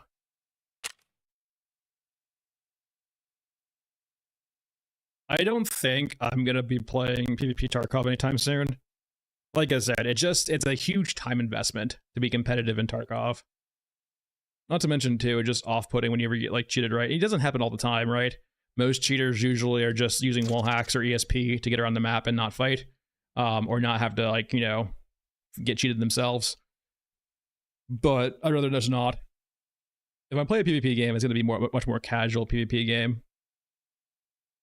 Not against it, but just not for it either. Especially not in this game. It's also too, like, right, think about it this way also. All of the PvP games right now are pretty old games for the most part, like Apex, CS2, Valorant, all of them. They have very well established scenes where, like, to be remotely okay at them, it's a very big time investment. All right, so we want to go to dorms. I need to find a 303 key though, which means I want to hit jackets. Jackets usually will have keys, and there's some jackets over here. So let's go hit some jackets over here.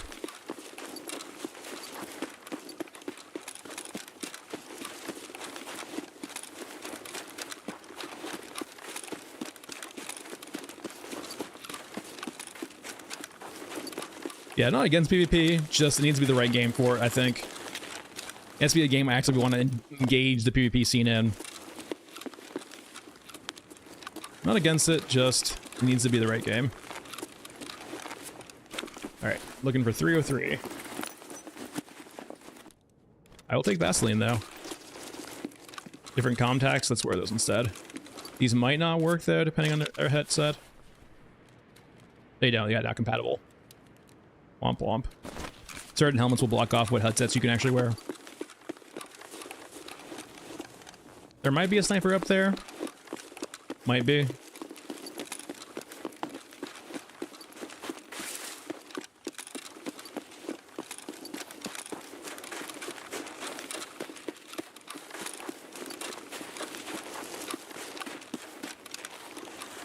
I mean, co-op PvP is just PvP, isn't it? That's essentially what Tarkov is right now. Co-op PvP. Like I said, I'd be interested in the space that like developers can explore in a game with more optional PvP elements, but isn't necessarily purely ingrained in the system. All right, jackets.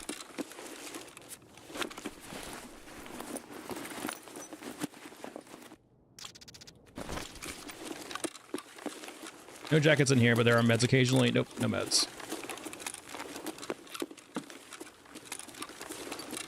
I don't need any of those, really. Not now, at least.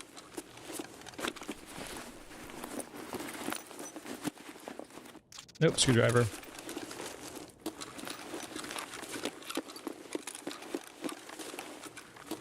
Need to be a bit mindful here. This is a pretty dangerous area to be in sometimes. I haven't heard any shooting yet, too, which is kind of concerning.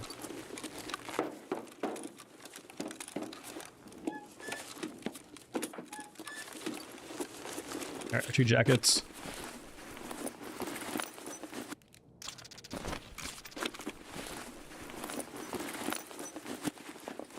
Yeah. Don't think there's any jackets in here. Any loot? Sure, why not?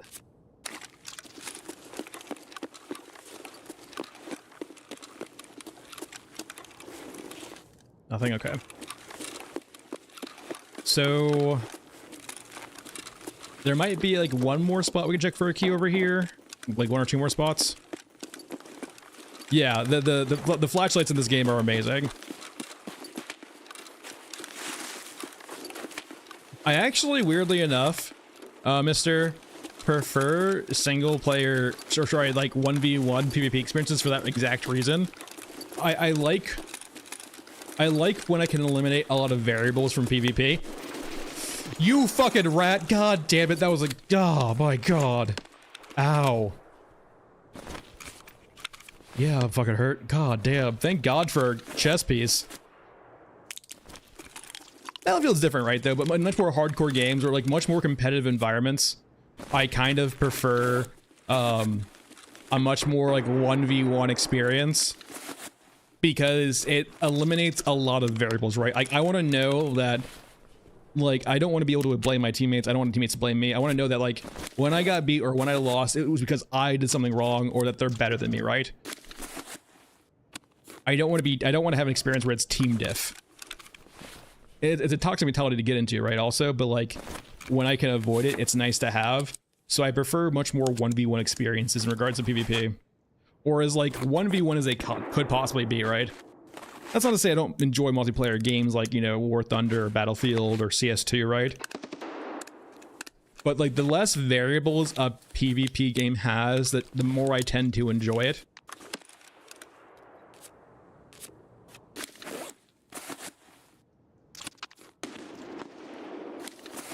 And it's not always the case too, it's just more a rule of thumb, as I usually prefer much more 1v1 experiences in PvP, which doesn't usually work well in regards to most shooters too. I also just generally freaking suck at arena shooters. Like Quake. It's weird though too, right, mister? Actually, I would qualify myself as like, when I play League, I play support. When I play an FPS, I'm usually like the more utility person, right? So weirdly enough, even though I prefer a much more 1v1 experience, I typically tend to play more of a support role in the PvP games I do play and multiplayer aspects. I am usually not like the top, like I can top frag. It depends really, right, what I'm playing in the skill sets that, you know, players have. Like if I'm playing Battlefield, right, I would usually, you know, top leaderboard stuff like that. But like when I'm playing CS2, I'm much more of a utility player as opposed to like a fragger. I usually tend to support with utility as opposed to like go balls to the wall. All right, Mr. Jerk, you took out a couple minutes of my time. Yes, take a 12. Thank God, honestly. I think we might actually die there if it wasn't for our groin. Yeah, our groin ate some shots for us. Our big boy chest rig actually saved us there, I'm pretty sure. He unloaded with us with 5 rounds of buckshot at close range. That, for the most part, kills us. No armor kills us. Probably only thorax armor kills us.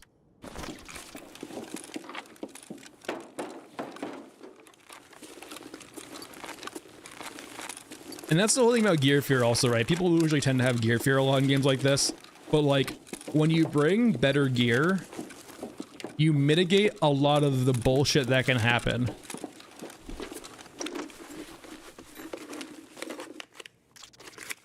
It's not gonna always save you, but it's gonna mitigate stuff like that.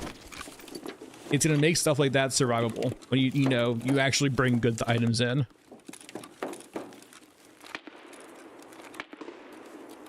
Yeah, that guy, like, you know, he hid. We didn't hear him.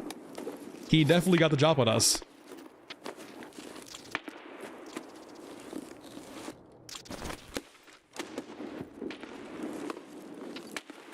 Which is why the AI in this game is amazing.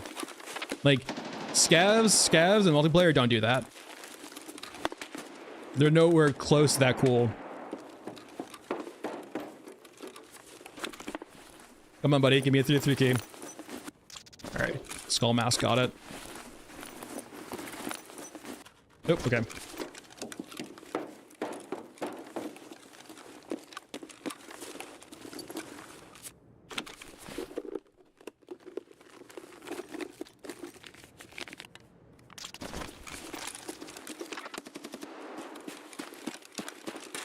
Alright, you need to be a little careful over here. There's a lot of fighting going on. But there's some nice containers that are hidden around here. That's a few dead bodies. I have never played Fortnite, actually. So I have no idea what it's about, other than, like, it's a battle royale. I've heard it's, like, changed a lot, too. I heard that, like, I've heard anecdotally that they're trying to become much more like Roblox. In regards to being basically a baseline for people to develop games for. Which is interesting, but also Roblox had issues a while ago with, and it probably still does, with being super predatory. I don't like the sounds of that. Wait, they didn't see us. that me? Okay. I shouldn't be looting here. I think this is a mistake, what I'm currently doing. It's a fucking bobblehead. I didn't see that before. And a shotgun. How good is this helmet? Oh, I can have contacts on it too? Holy shit, we're dropping this. So we have our first visor on our guy. So we have a helmet with a visor, which is huge.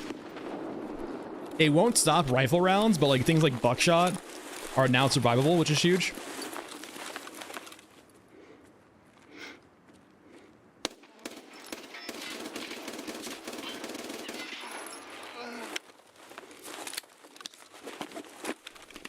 I love having good armor in Tarkov. It's such a difference. He would have blacked out our stomach too. So when you get shot in Tarkov with a chest plate, you still take 1 damage. So you can kind of see where they're hitting you at.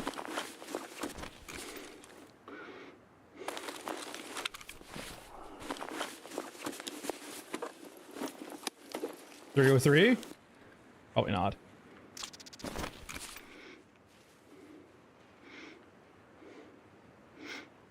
Downside, you do have to hear it breathing though.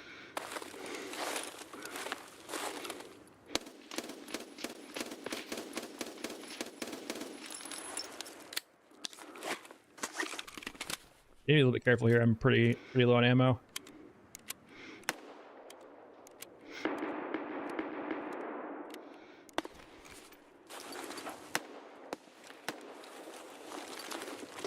You might not be dead either. You could have just went prone. It's hard to tell sometimes.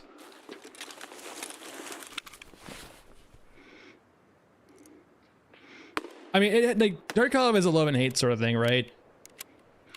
Like, I love some things about Tarkov and hate some things about Tarkov. If it didn't, in a vacuum, right? If Tarkov didn't have a cheater problem in multiplayer, I would love it.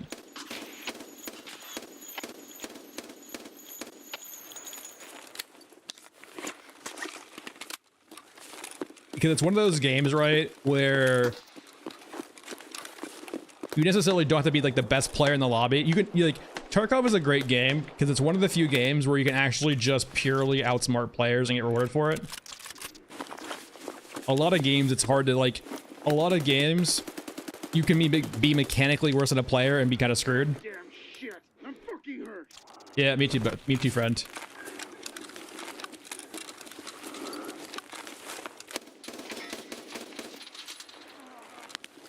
Got 15 rounds left. Okay. He was shooting at someone though, which might be in this room over here.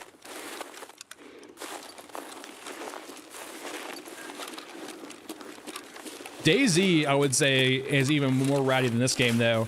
Like DayZ, I would say, is almost like extreme, right? Where gear does matter in DayZ, but like being in a better spot than your opponent's a lot more important. Like, you can definitely outplay people in DayZ, but I think it's like on the extremes of being able to play ratty. I would say DayZ is very good for playing ratty. Go. Irvin. I'm getting bogged down here a bit too much, I think. I need to just move on before I get eventually shot on the side of the head.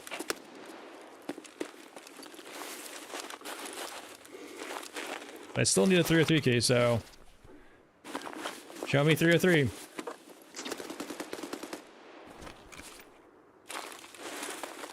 Yeah, I think it's time to move on. Yep, getting shot at. Getting shot from 2 sides.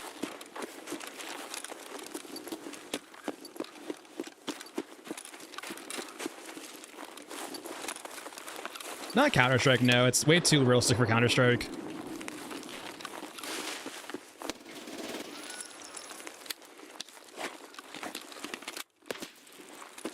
Getting shot at from the field to the left. Getting shot at from multiple spots. Alright, time to run. I don't know if that's at me or not. Alright, I think it's at me. I have 10 rounds in here. Hey, no grenades. About half, okay. Gonna work with that.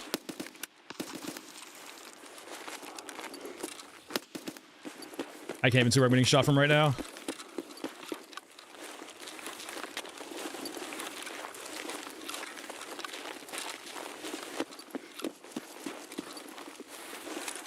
All right, let's get indoors. Hopefully we can take a quick break in the gas station real quick. Take inventory of what we actually have.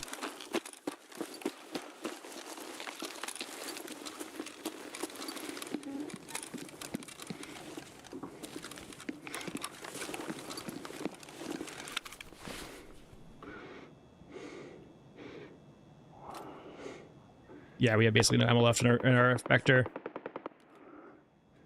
Aren't you a...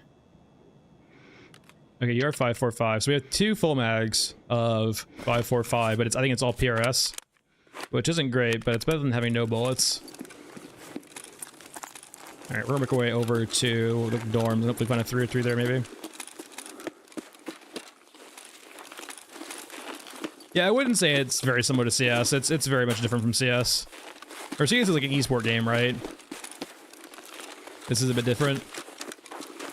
They tried with Arena, but Arena was a mistake. Man, did Nikita burn so much money in the Arena for like really no good reason. I can understand that, like, right? He realized that too, right? That Tarkov will eventually fade, at least his version of Tarkov.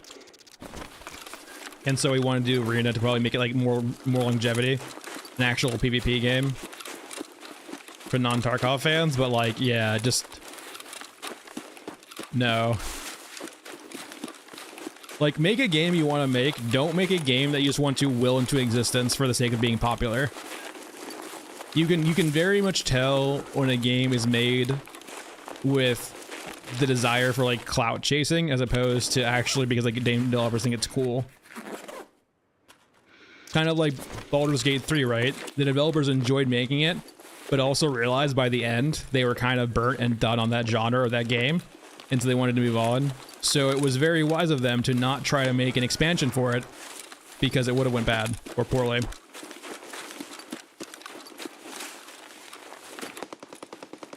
I mean, time does move quicker in this game. All right, so we need to find 303, which means looking around for basically jackets at this point.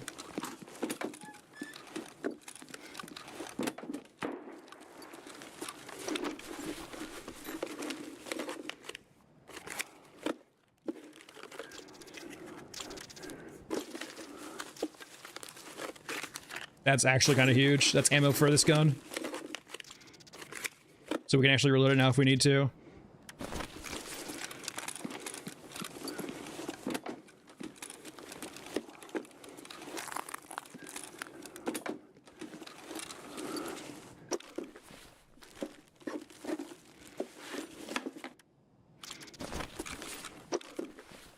I actually haven't played 1 and 2. Kind of like the same reason for Fallout. Kind of, I just can't get into them for some reason.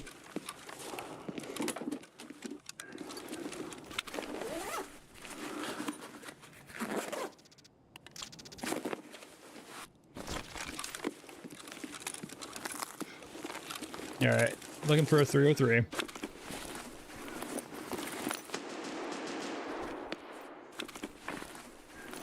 Just fighting in the other dorms.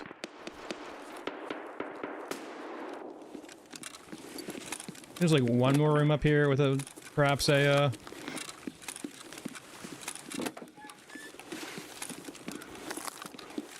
the jacket. Okay, here we go. There's definitely a guy outside below us.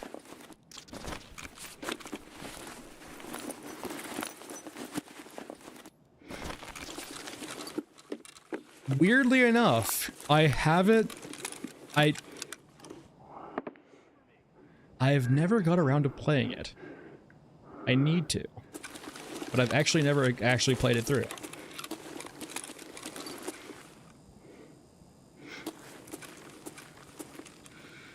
I can... Oh, he's outside. I didn't realize he was outside. I thought he was like to the left.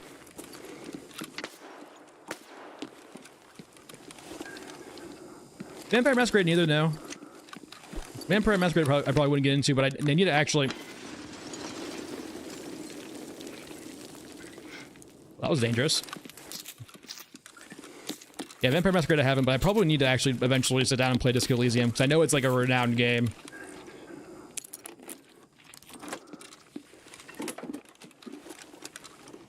Like, once again, it's like I have to be in the mood for it, because I know it's like a game, right, where you pick it up and you basically just grind it for a very long time. What the hell are you? Military flash drive, got it.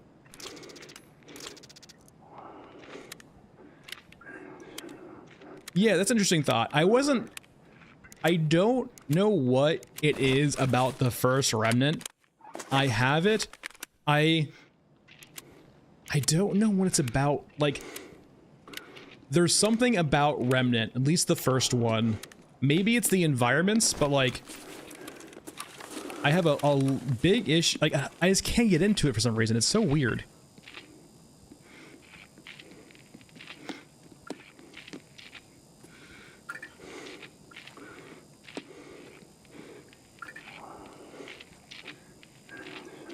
I think we got a fucking gamer over here.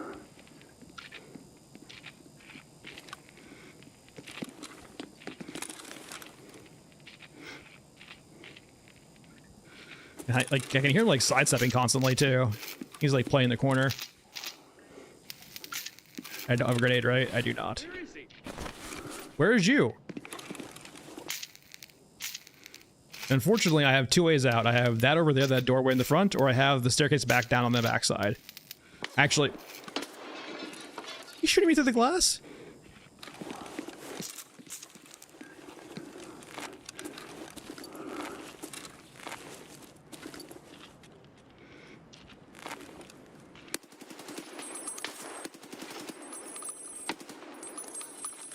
He's jumping around. What a fucking gamer. Yeah, well, it's like, I would think, right? Like, Remnant, it's perfectly fair what they did. I think Remnant leading into the fact, like, we want to have a good gameplay loop and, like, have the gunplay and the game feel enjoyable. The environments in that game are a bit too procedurally generated for me, right?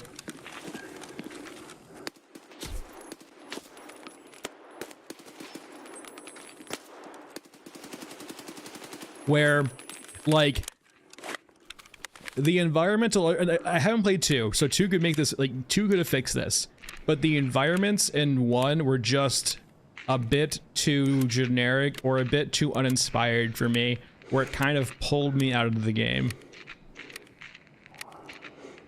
And, like, Remnant 1 definitely did have, like, good gunplay, and the boss fights were cool, and, like, it felt nice.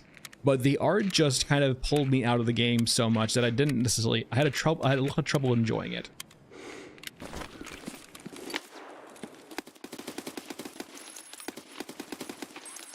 Alright, he's finally dead. Not gonna lie, this armor fucking smacks, man. 303? You have 303, friend? No, if you have an AK with actual... What's up, Pepper AK? Okay. There's a grenade there, at least. I'll take that. Now, looting here is probably very... Pretty sure he's dead.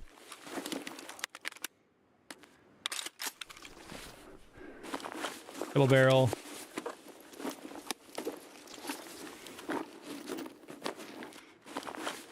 Please, Gabe, 303.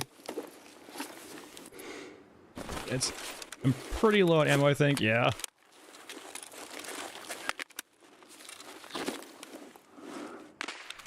Isn't that what I'm doing right now, though? This is not in my normal wheelhouse.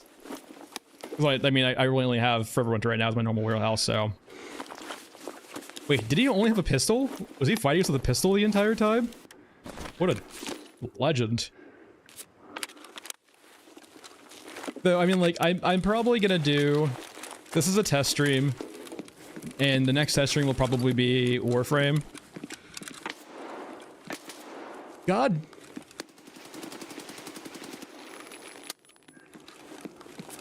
Say what you will, man. The AI in this game, it feels way better than multiplayer Tarkov. They actually set up ambushes.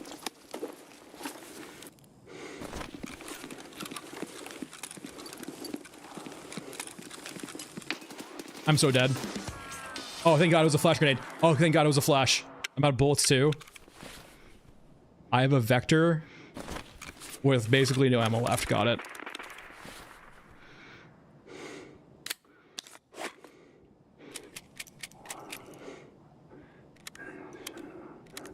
Yeah, it depends, like, right, if you just enjoy the actual, like, gameplay, right? Like, it's one of those games where if you enjoy the gameplay, that's fine, but if you, like, if you're just trying to progress with the game, then yeah, it's miserable. Wait, this was a PM... Maybe they spawned, but I don't know. Oh, is it? Alright, it's time. I need to switch over to that gun instead. It has ammo.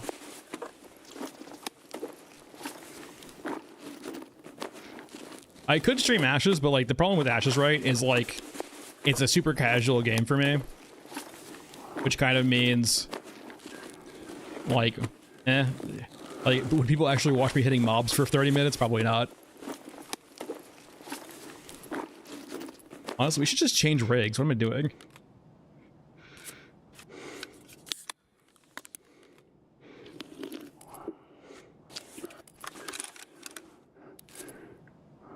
Upgrade.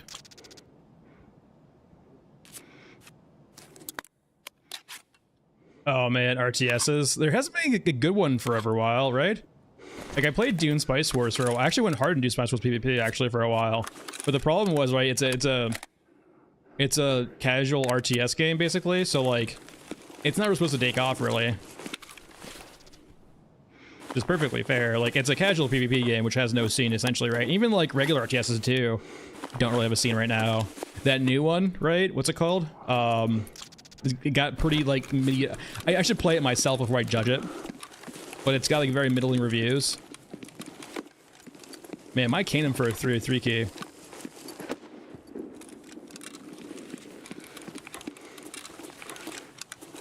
So many fucking bodies. Ooh, that might be a better gun. MP7 actually smacks. It's just hard to get ammo for it.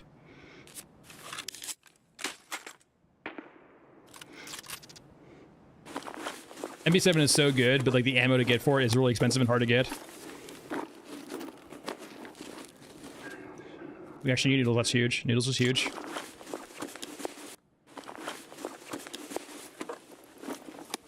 Oh, Total War was interesting. That's a good point. But like the problem with Total War is it's not basically supported right now at all. They might support it eventually, but like it's kind of a dead game right now. I would not be good at that.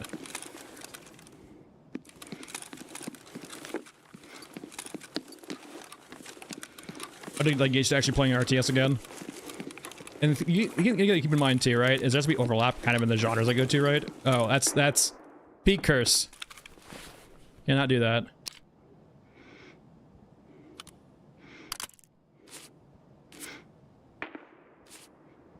Alright, we fixed it.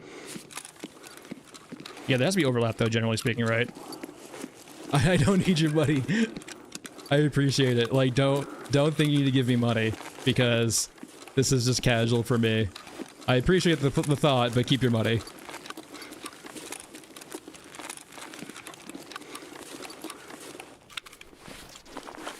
Come on, 308. It's like our last chance to get a 303k, actually, 303. More Vaseline. What is this game trying to tell us with Vaseline?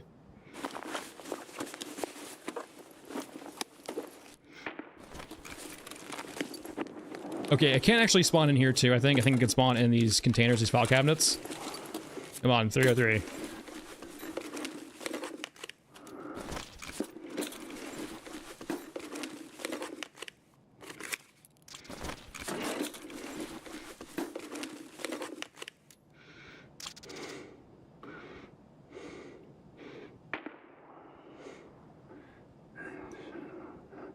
Hey, Optify. Hey, I'm pretty sure...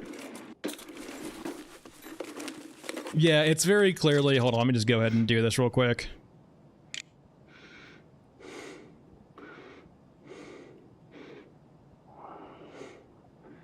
I really don't want to have to police my chat if I can help it, but it's very clear that's a bot message trying to get people to add him on Discord, probably to scam him.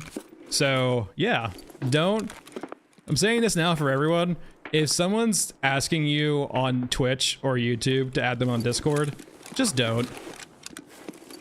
Like, personally, you can vet them yourselves if you want to, but it's like, they're just trying to scam you.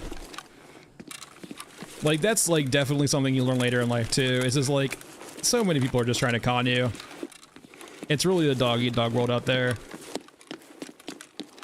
Also, it's apparently a dog-eat no freaking, where's my 303 key? Gaming rig. Yeah, it's just a bot. The first time was like weird. The second time is guaranteed bot. I'll have to go through the VOD and delete the other chat message later. Alright, I think it's time to leave.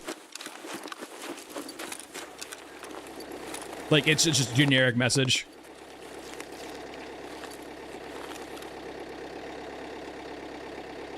But yeah, just, yeah, be very careful with Discord. If you ever see a link, never click a link. Never, basically just don't click links in chat. Don't click links in messages. Unless you basically personally know that person and you met them before and you can vouch for them. And even if they do, be very cautious with ever clicking links and never log into anything, right? Never log into anything. If someone sends you a link to something, you personally go Google that website and log into it there, or not log into it, but go check it out first on Google and see if it's legit. Because sometimes they'll try to spoof a website by giving you a weird link that fakes the website. Be very careful with that. So whenever someone sends you a QR code or like a link, you know, if you want to trust them, what you do is you personally verify that link by going to the website and trying to see what it is first too. By Google means. And you can usually find out the other people who got scammed before too. But if you're ever curious, just go Google something first. Yeah, that's perfectly fine, but I'm always usually like, there's a reason why, typically speaking, YouTube will instantly delete your comments if they have links in them for that exact reason.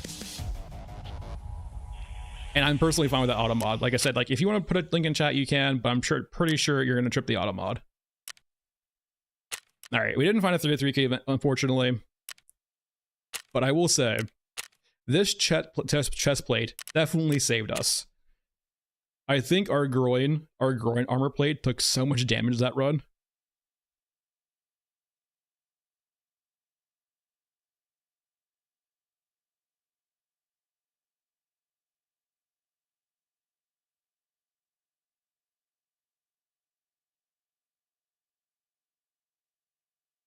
Yeah, which is perfectly fine, right? Like links are how most people get scammed. And usually the link themselves won't be bad, but like actually weirdly enough too, there are link scams now because if they get you to go to a website, they can sometimes get your keys, essentially get your login token. Oh, it's fine because we wore the armor, right? But if we go to the armor here, we can see what got shot. Chest damage, back damage, left side. We basically took damage everywhere except for our right side. Even our neck got shot. So our armor piece here did everything for us. So nice. Unfortunately, our front plate got demolished, as you can see here, but it saved our life. It's level 6 too, my god. Yeah, armor and Tarkov, man. But alright, thanks for watching, everyone. I hope you enjoyed this stream. Tomorrow will be Forever Winter, as per usual. I'm looking at other games too to stream, perhaps, maybe in the Wii models, because I, like, if they can keep the cadence of a patch a month, I would be so surprised of the Forever Winter devs. I don't think they can. But thanks for watching. See you guys tomorrow, everyone. And, yeah. Bye all.